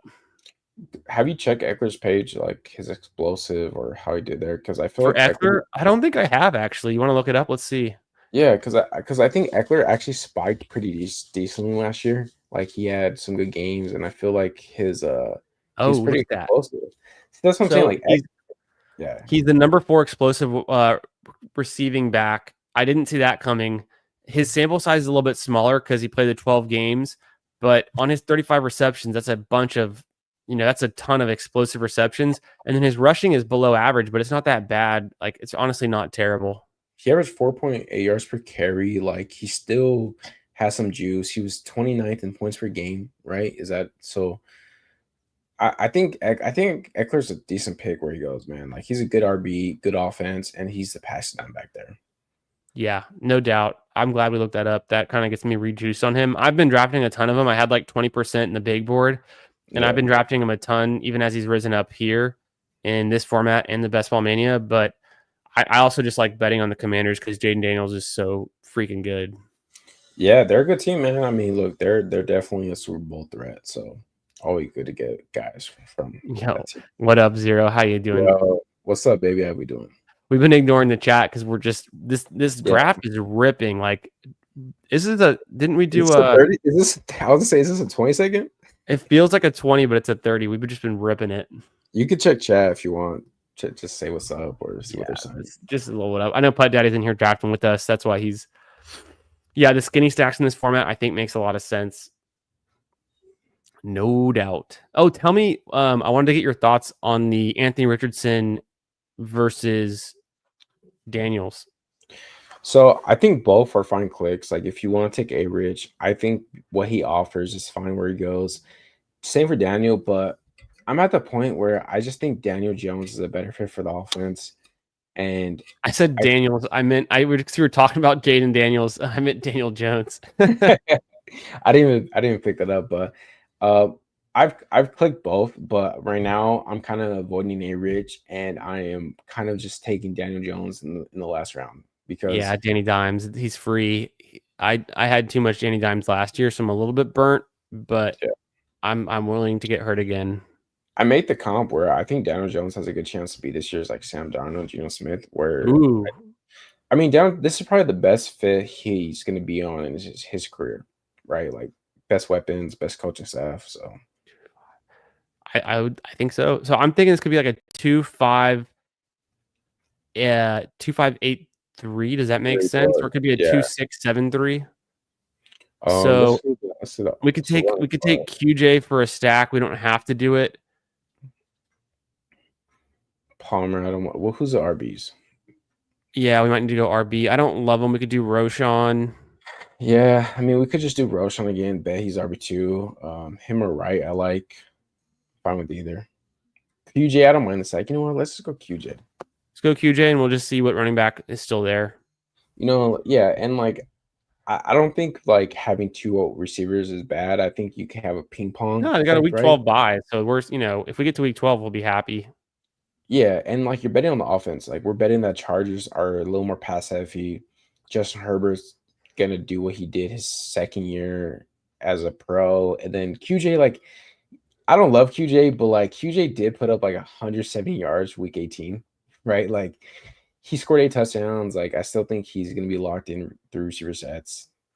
So I'm tempted because we got Eckler to that we're good on running back for just a little bit. I kind of feel like there's a big teardrop if we miss out on Fryermuth or Otten. Fryermuth is already kind of falling.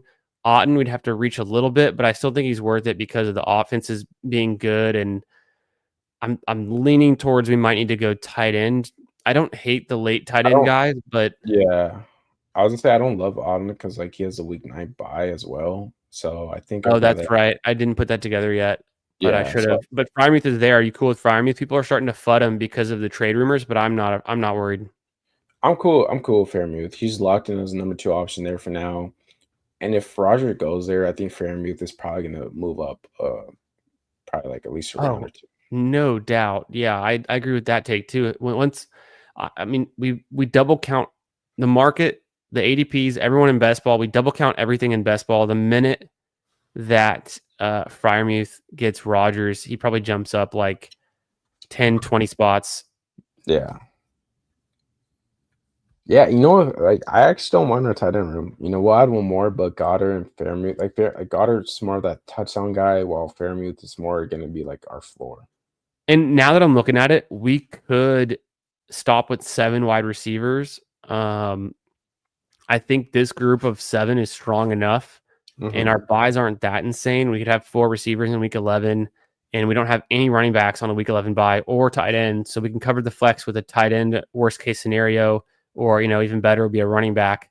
And maybe this is a build where late we could grab on a Shuck or Or Danny Dimes, like you yeah, said, yeah. and then maybe get one more tight end just so we feel really good that our weekly floor is raised up a little bit. If it was a BBM, I'd feel good with these two, honestly.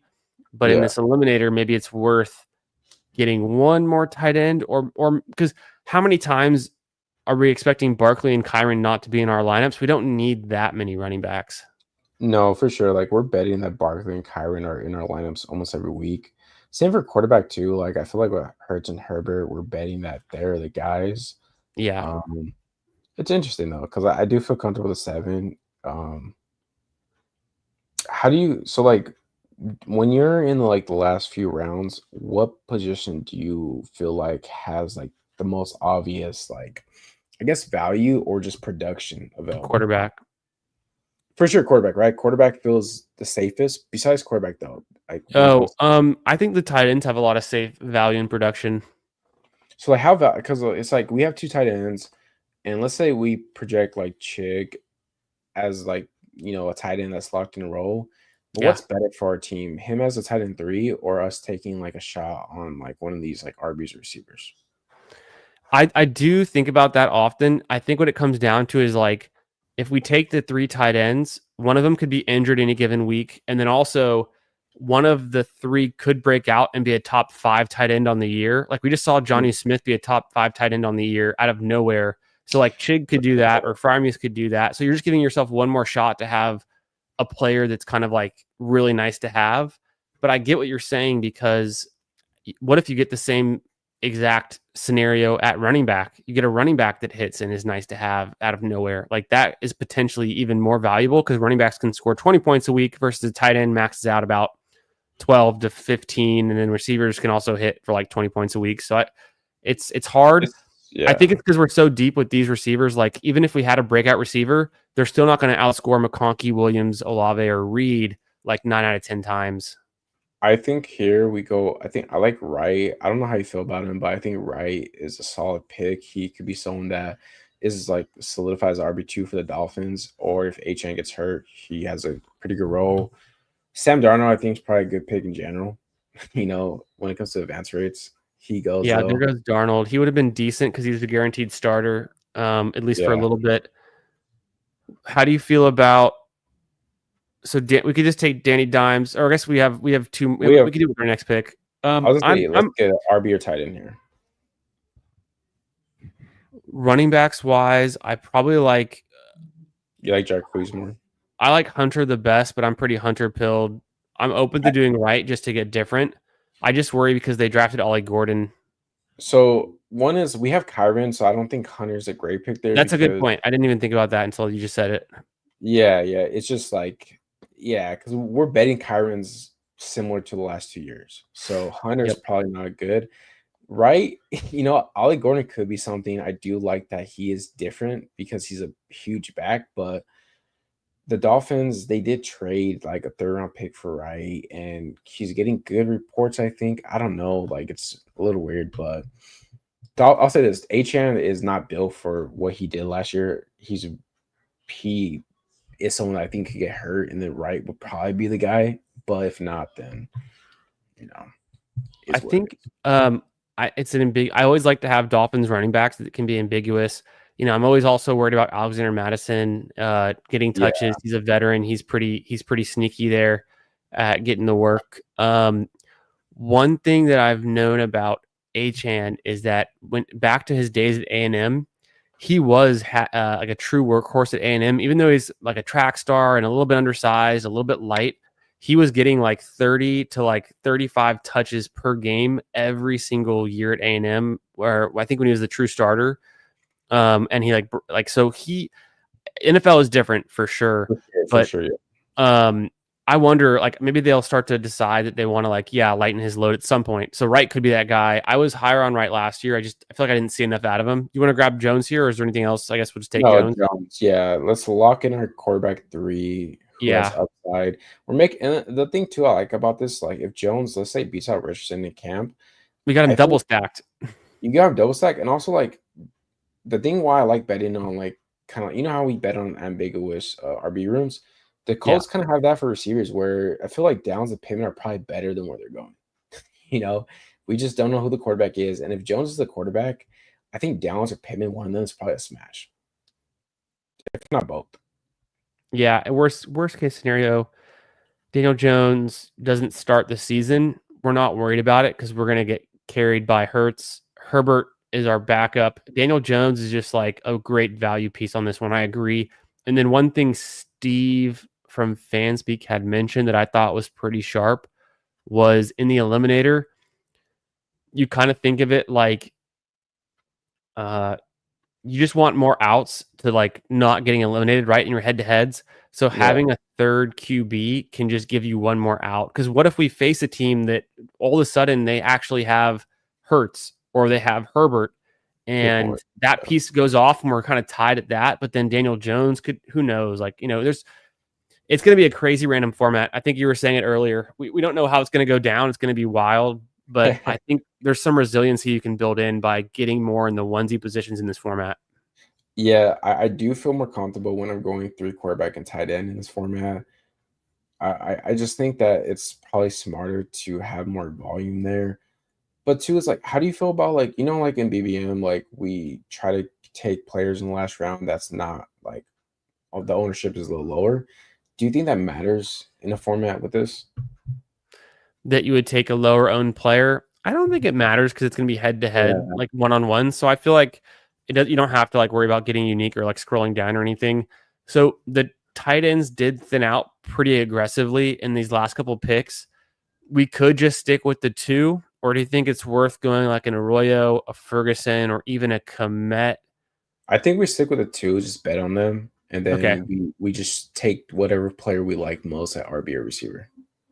I think we might go to receiver then just because of the slight bye week overlap. But is there have to be someone that's like worth having, right? That's a good point, man.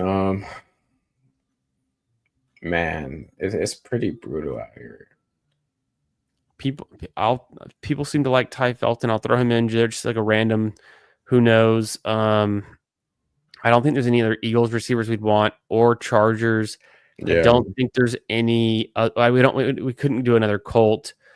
Lockett is pretty washed, but not the worst pick. could be the number 2 receiver there, right? Have a Yeah, well, is there any running backs that you think have I, a I don't spot? I don't know because I feel like they'd have to beat out Eckler at the very least, and I don't know if any of these guys can even do that. Yeah, like I want with this last pick to think we're someone that's like has a certain role, or actually we could make a case that they have a chance to actually be relevant. Or So contribute. Maybe we just do tight end for the resiliency of it and the fact that like yeah, Dallas Goedert has never played a full season. He's missed games every single season. And so if we had only Fryermuth, we might feel a little bit worse because like he played 10, 14, 12, 15, yeah. 11. I'm So cool with taking a tight end. Whoever is your favorite tight end, I'm cool with. Is Conklin gone, or yeah, are I you? guess Conklin was gone. Yeah. Okay. Yeah, I'm cool with the Royal man. If you want to go him, I mean, people are saying Noah Fant might get cut. So I'm starting to hear that. I think Arroyo was a guy I thought was talented. It's just a rookie swing at a tight end. Could be nothing. Could be a touchdown a week or two that could help a little bit. And maybe those weeks where Goddard is actually hurt, Arroyo is already like caught up to speed and starting to play some some snaps. I don't know. It's tough. I didn't expect tight end to get that thin that late. We maybe could have pushed. usually, like we have Juwan Johnson there. Usually, we have like someone else I like. So I am a little I think in surprised. this format, like Juwan Johnson went in round 16, Chig goes in Oh, shit. 16, Conklin Wow. went in 17. Interesting. Okay. It got dicey. Looking back, hindsight, it's like even when we took Jalen Wright, a lot of those guys were gone. Maybe we could have gone Higbee instead of Jalen Wright. That could have been a spot. Yeah, Or maybe we could have just taken Conklin or Jatavian Sanders like instead of Wright. But I don't think. I mean, who knows? The difference between Jalen Wright and then the guys that are in round 18. Maybe Wright's a little bit better. Maybe the guys in round 17 are pretty similar. So I don't think we played it wrong because we wanted Daniel Jones and he definitely would have gotten drafted. for sure. And I think Wright I like more than some of the RBs later. Like Marshawn Nice. Lloyd, I'm cool with, but we would have took Jones. Like round 18, like I still like Wright. I still think Wright could. Yo, what's up, Mike? What up, Mike? Like Wright is the one-on-one placement for Achan. I think if Achan got hurt, so I don't know. It's interesting. I like that shout for Savion. I've been trying to figure out ways to get more Savion Williams on my teams. I just don't have enough right can't now. can't see it with Savion, man. Like he's He's like good. he's fun. Look, Savion's He's fun, super but big, super fast. Had 111 total touches last season for TCU. He had like 50 rushes and like 60, whatever that would doesn't be, he like 61 catches. doesn't he play like the role of like Jaden Reed though? Like the slot receiver, right? I don't know for certain. He's definitely buried on the depth chart. I thought he was maybe a backup to Wicks. Maybe I'm wrong. Um, I just think he's talented. He's fun. Maybe he's not necessarily good for best ball this year, but he could be. He seems like kind of a really interesting piece. It's tough though. Even when I take a lot of Jordan Love, the Packers. There's so many Packers players you can get. Like look at my Packers exposures. I'm like way exposed to all of the top Packers. Yeah. But then it's hard because like by the time I get to Dubs, and actually I have a lot of Wicks and Lloyd too. I need to get off of Lloyd a little bit. By the time Yeah. you get there, it's like there's so many. I moved up Emmanuel Wilson in my ranks to pretty close to Marshawn Lloyd range. I'm just worried that maybe Marshawn Lloyd never hits in the NFL. What if he's always injured? What if he could just never convert? And then Emmanuel Wilson was more productive than Trey Benson, more productive than Braylon Allen, more productive, more efficient than like a bunch of guys like that were drafting, but no one's really drafting Emmanuel Wilson. So it seems like maybe an opportunity there. Just a random thing I changed today. No, I like that. I was thinking about this like a week ago where Emmanuel Wilson, like he was averaging like 5 yards per carry. He looked pretty good. Pretty And good. if you want to play the game where it's like everyone's gonna have Marshawn Lloyd, while Emmanuel Wilson, maybe he's an RB2 and he's not being drafted. The Packers. Yeah, I like that. That's Essentially. kind of what I'm coming around to as well. I didn't think I would actually do that because I was so Lloyd pilled recently, especially by the chat. Everyone's obsessed with Lloyd. Well, I think the Packers want Lloyd to be the guy, but Yeah. just because they want him to be doesn't mean he's gonna be. Yeah, no doubt. And then Wilson's already proved he's good enough for the RB2 role. Josh Jacobs does a roller coaster during, his career where he's really good one year and then he goes back down or like, so you never know how that's going to shake out. And if you can get snaps for the Packers who love to run the ball, Yeah. then it can be valuable. Hmm. Let's review our team and then we'll do a little check-in on Putt Daddy's team and then we can do a quick check-in on Jason's team as well. Nick, I will turn it over to you. Let me know what you think about this build. So this was a eliminator. We have a 3-5-7-3. Hurts, Herbert, Daniel. Like I feel very strong about our quarterback room. And if I take Hurts and Herbert, I don't always go 3 QBs, but if I do like taking like a Jones who has rushing upside as well. So I like that. RB room is probably thin, but we have Barkley and Kyron. We're betting that these two are going to be the workhorses all year. And then who do we take else? We have Barkley, Yep. Kyron, and okay, blue. So after those two, it's like kind of like we don't know what we have, but I don't mind it, man. I mean, look, we're playing to win. If Jaden Blue is this year's like Devin Achan, which very unlikely, but if he's like the guy for the Cowboys, then I think our RB room is a smash. Yeah. Right? Yeah. We got an upside pick with Blue and Wright, and then we got some consistency with Eckler, and then we double anchored down. I like it. For sure, yeah. Week 8 and 9 will be a little suspect to the, depending on what RBs do. But if we make it Yeah. that far, we're probably happy and just Yep. sweating. Lad, JMO, Chris, Jaden, Joss, Pim, and QJ. Solid receiver room. I like how we have like Lad and Chris feel like super solid floors with upside, and then JMO Reed are kind of those boom bust players that will play a team that spikes, but then we have 2 players that could put up a 30-point week. Downs Pittman, I think are good values. We have DJ, so we have that double stack. And then QJ at 1 pick 65 stack, like I'm fine with. So receiver room is fine. Tight end room, I don't mind either, man. I mean, Goddard, we have stack with Hurts. Pat Fairmouth feels like a pretty solid click. Number 2 target for the Steelers. And then Arroyo, who I never click, is actually he's a fun 18 round, man. A lot of people say he's actually an X receiver. Positive, right? So overall, I think it's a fine team. I think we'll probably get to week 6 and get eliminated. But we'll see. But yeah, we'll see. We got to make it out of the 6 out of 12 first. I hope with Hurts and Barkley, they just hit in week 1 and like that's enough to get us through. But it would suck if a Barkley team doesn't make it to week 2. Yeah, I mean, I think it's an interesting strategy thing about like having the quarterback RB pairing, but it's like both of them were pretty good all year together, and then it's like that's where like if Hurts has like a 30-point week, Barkley has like a 12-point week, I think that's fine, right? I think it's like a ping pong, and then maybe you get some Barkley teams out. We still have a Barkley, so Yeah, that could work. That's a good review. I like that, and it was a fun draft. I'm glad we were able to join tonight and get that one in. Let's take a quick look at who's first. I guess we'll do Jason first. Jason's been drafting with us all night. always in the chat. Appreciate you being here, man. Shout out Jason. 2673 in this eliminator.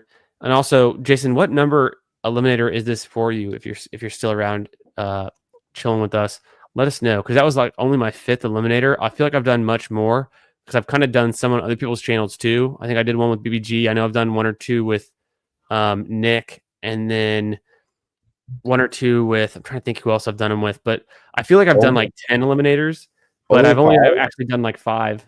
That's crazy. I feel like you would have been like in the 20s at least.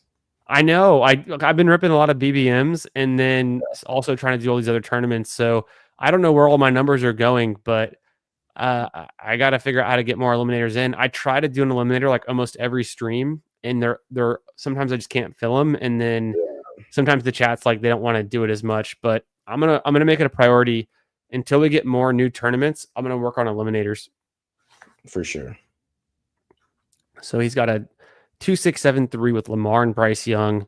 Very solid QB room. Can't argue there. The Genty, Henderson, Scattaboo. This is a rookie mania. We got 3 rookies up there. The Ray Davis I like. Benson, why not? Nice value. I saw him falling too. We almost grabbed Benson, but then you scooped him. Marks with the last pick. So, you got the rookie fever. But when you think of like Genty and Henderson just being the guy in that offense, then it makes sense. And I also believe in Scattaboo, so I'm cool with that pick. The receivers looking pretty good through the first 3, first 5 actually, I would say. Yeah, first 5's pretty good. Even Pretty Bateman good. too. It doesn't hurt to get Bateman stacked up, and Noel. You get Noel super late. We're taking bets on him around the 150, 160 range in BBM. I don't think it's a bad idea to take him in this either. I think he could be a breakout guy. Maybe he just wins that role, or maybe he plays and rotates in with Christian Kirk, but still has value and is good enough to earn targets when he does rotate in. And then the tight end room, you got the extra depth with JT Sanders, which is nice, stacked up. Mason Taylor for upside. Mark Andrews is good and stacked. So nicely stacked. You got at least double stacks on both of your guys. Yeah, double stacks on both your guys. I like this team. It's a good team. It's a good team. Yeah. I was kind of surprised that which pick was it? Yeah, just I think a lot of these receivers fell to at nice values, so it came together nicely. Oh, Brian Thomas to pick 18, but I think that's just it's something about the running backs going early that kind of made that possible. Dang, a pick. That's nice, man. I always see on Twitter where these teams get like these fallen players too. I never get those. Yeah, and Jason says it's his 17th eliminator, so I need to catch up, Jason. Next time we're in the stream, we got to be doing some elims. You seem to be on board. Let's check it out. Putt Daddy did. Putt Daddy's got a 3.573. I can't argue with that build. Something I use in any tournament. Jared Goff stacked up with the Monraw. Penix, I think he's got London. We'll find out. And then Tua. I'm interested to see where you went with that one. But 3 good QBs. The Bucky, Chuba, Pollard, Mason. That's a nice, strong 4. Yeah. I think that works really well on this one. And then Marshawn Lloyd for good measure. Add a little bit of a value. Yep. It was Mooney, not London, but he's got Tyreek Hill, which is pretty sweet in the 3rd round.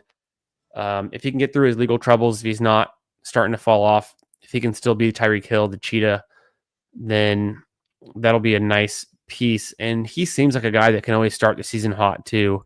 So maybe he gets you through to week 2, and then Pickens and Mooney and Jaden Higgins all start to cover. Amon-Ra is going to be good the whole time. Brown is a fun, interesting pick for a later one, and then Calvin Austin is too. I like both of those picks later on. Those are pretty fun ways to play it for guys that could just have roles and have shown to be pretty good in limited action, even when they get the opportunity. More of a punt tight end build, but I think you did it similar to us, maybe even a little bit more effective by getting Otten before it was too late, where we kind of had to but settle for a rookie late. Yeah. Yeah, I think this is a good team too. He took a couple guys I like taking. Like I take Brown, I take Calvin Austin. the 3 tight ends, like, this is kinda like a 3 tight end build I would build if I'm waiting, you Yeah. know? So, good team. It's funny he said he misclicked Strange, but I guess you get Strange and then Does he have another Jacksonville? no. I wonder who you would have taken or who you thought you might have gotten, but I don't hate it. I've been kind of I'm starting to fade Strange a little bit. I think he's just very expensive, and we haven't seen enough out of him Yeah. yet. Yeah, same. I don't take much Strange. I could see the path, but, I mean, misclicking him at 153 could have been it could have been a lot It can worse. get much worse than that. So I think Get much this worse, team yeah. still floats. I like it. Oh yeah, you had Diami Brown, so there's a little bit of a bet on the Jacksonville, Jacksonville like that. And yeah. then Pud Daddy says this is 38th Elam, and 30 of them have either Allen, Lamar, or Daniels. So Interesting. nice.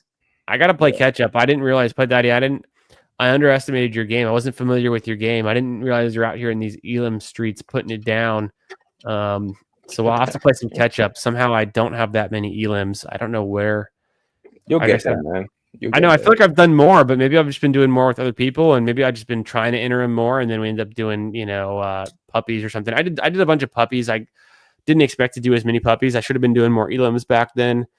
But yeah, man, I'm gonna wrap it with that one, and we'll have to have you on again real soon, my friend Nick. Like always, great to stream with you. I love getting your thoughts, talking ball, getting me off some of my clicks, and I think we think similarly on a lot of big themes in best ball, like structure and stacking and strategies. And then it's always fun to get some different player takes. So I appreciate you coming on and appreciate your time, man. Yeah, of course, man. I appreciate you having me. Always welcome to come on. You're always welcome to come on to my live stream. I feel like we built 2 teams that are pretty good, Yeah, some solid teams. Be fun to see how they perform this year. no doubt. No doubt.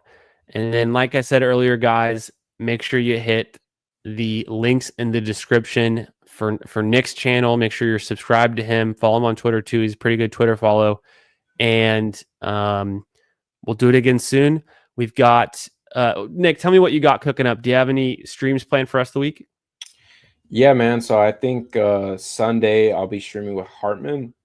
Nice. So I think That's noon. right. Yeah, noon Pacific. I haven't dropped the link out yet. Probably do that tomorrow. But yeah, noon Pacific Sunday. Next week, probably a busy week. I think I'll have both of the don't hate me. I think the Megan and the Yeah, sibling. shout. I'll have them on probably different days. Got Nice. to finalize that. Got a couple other things, can't confirm yet, but definitely subscribe to my YouTube channel, follow me on Twitter, active. Gonna be streaming a lot. And then if you're not already, I'm pretty sure you guys are, but subscribe to Candyman. He's killing it.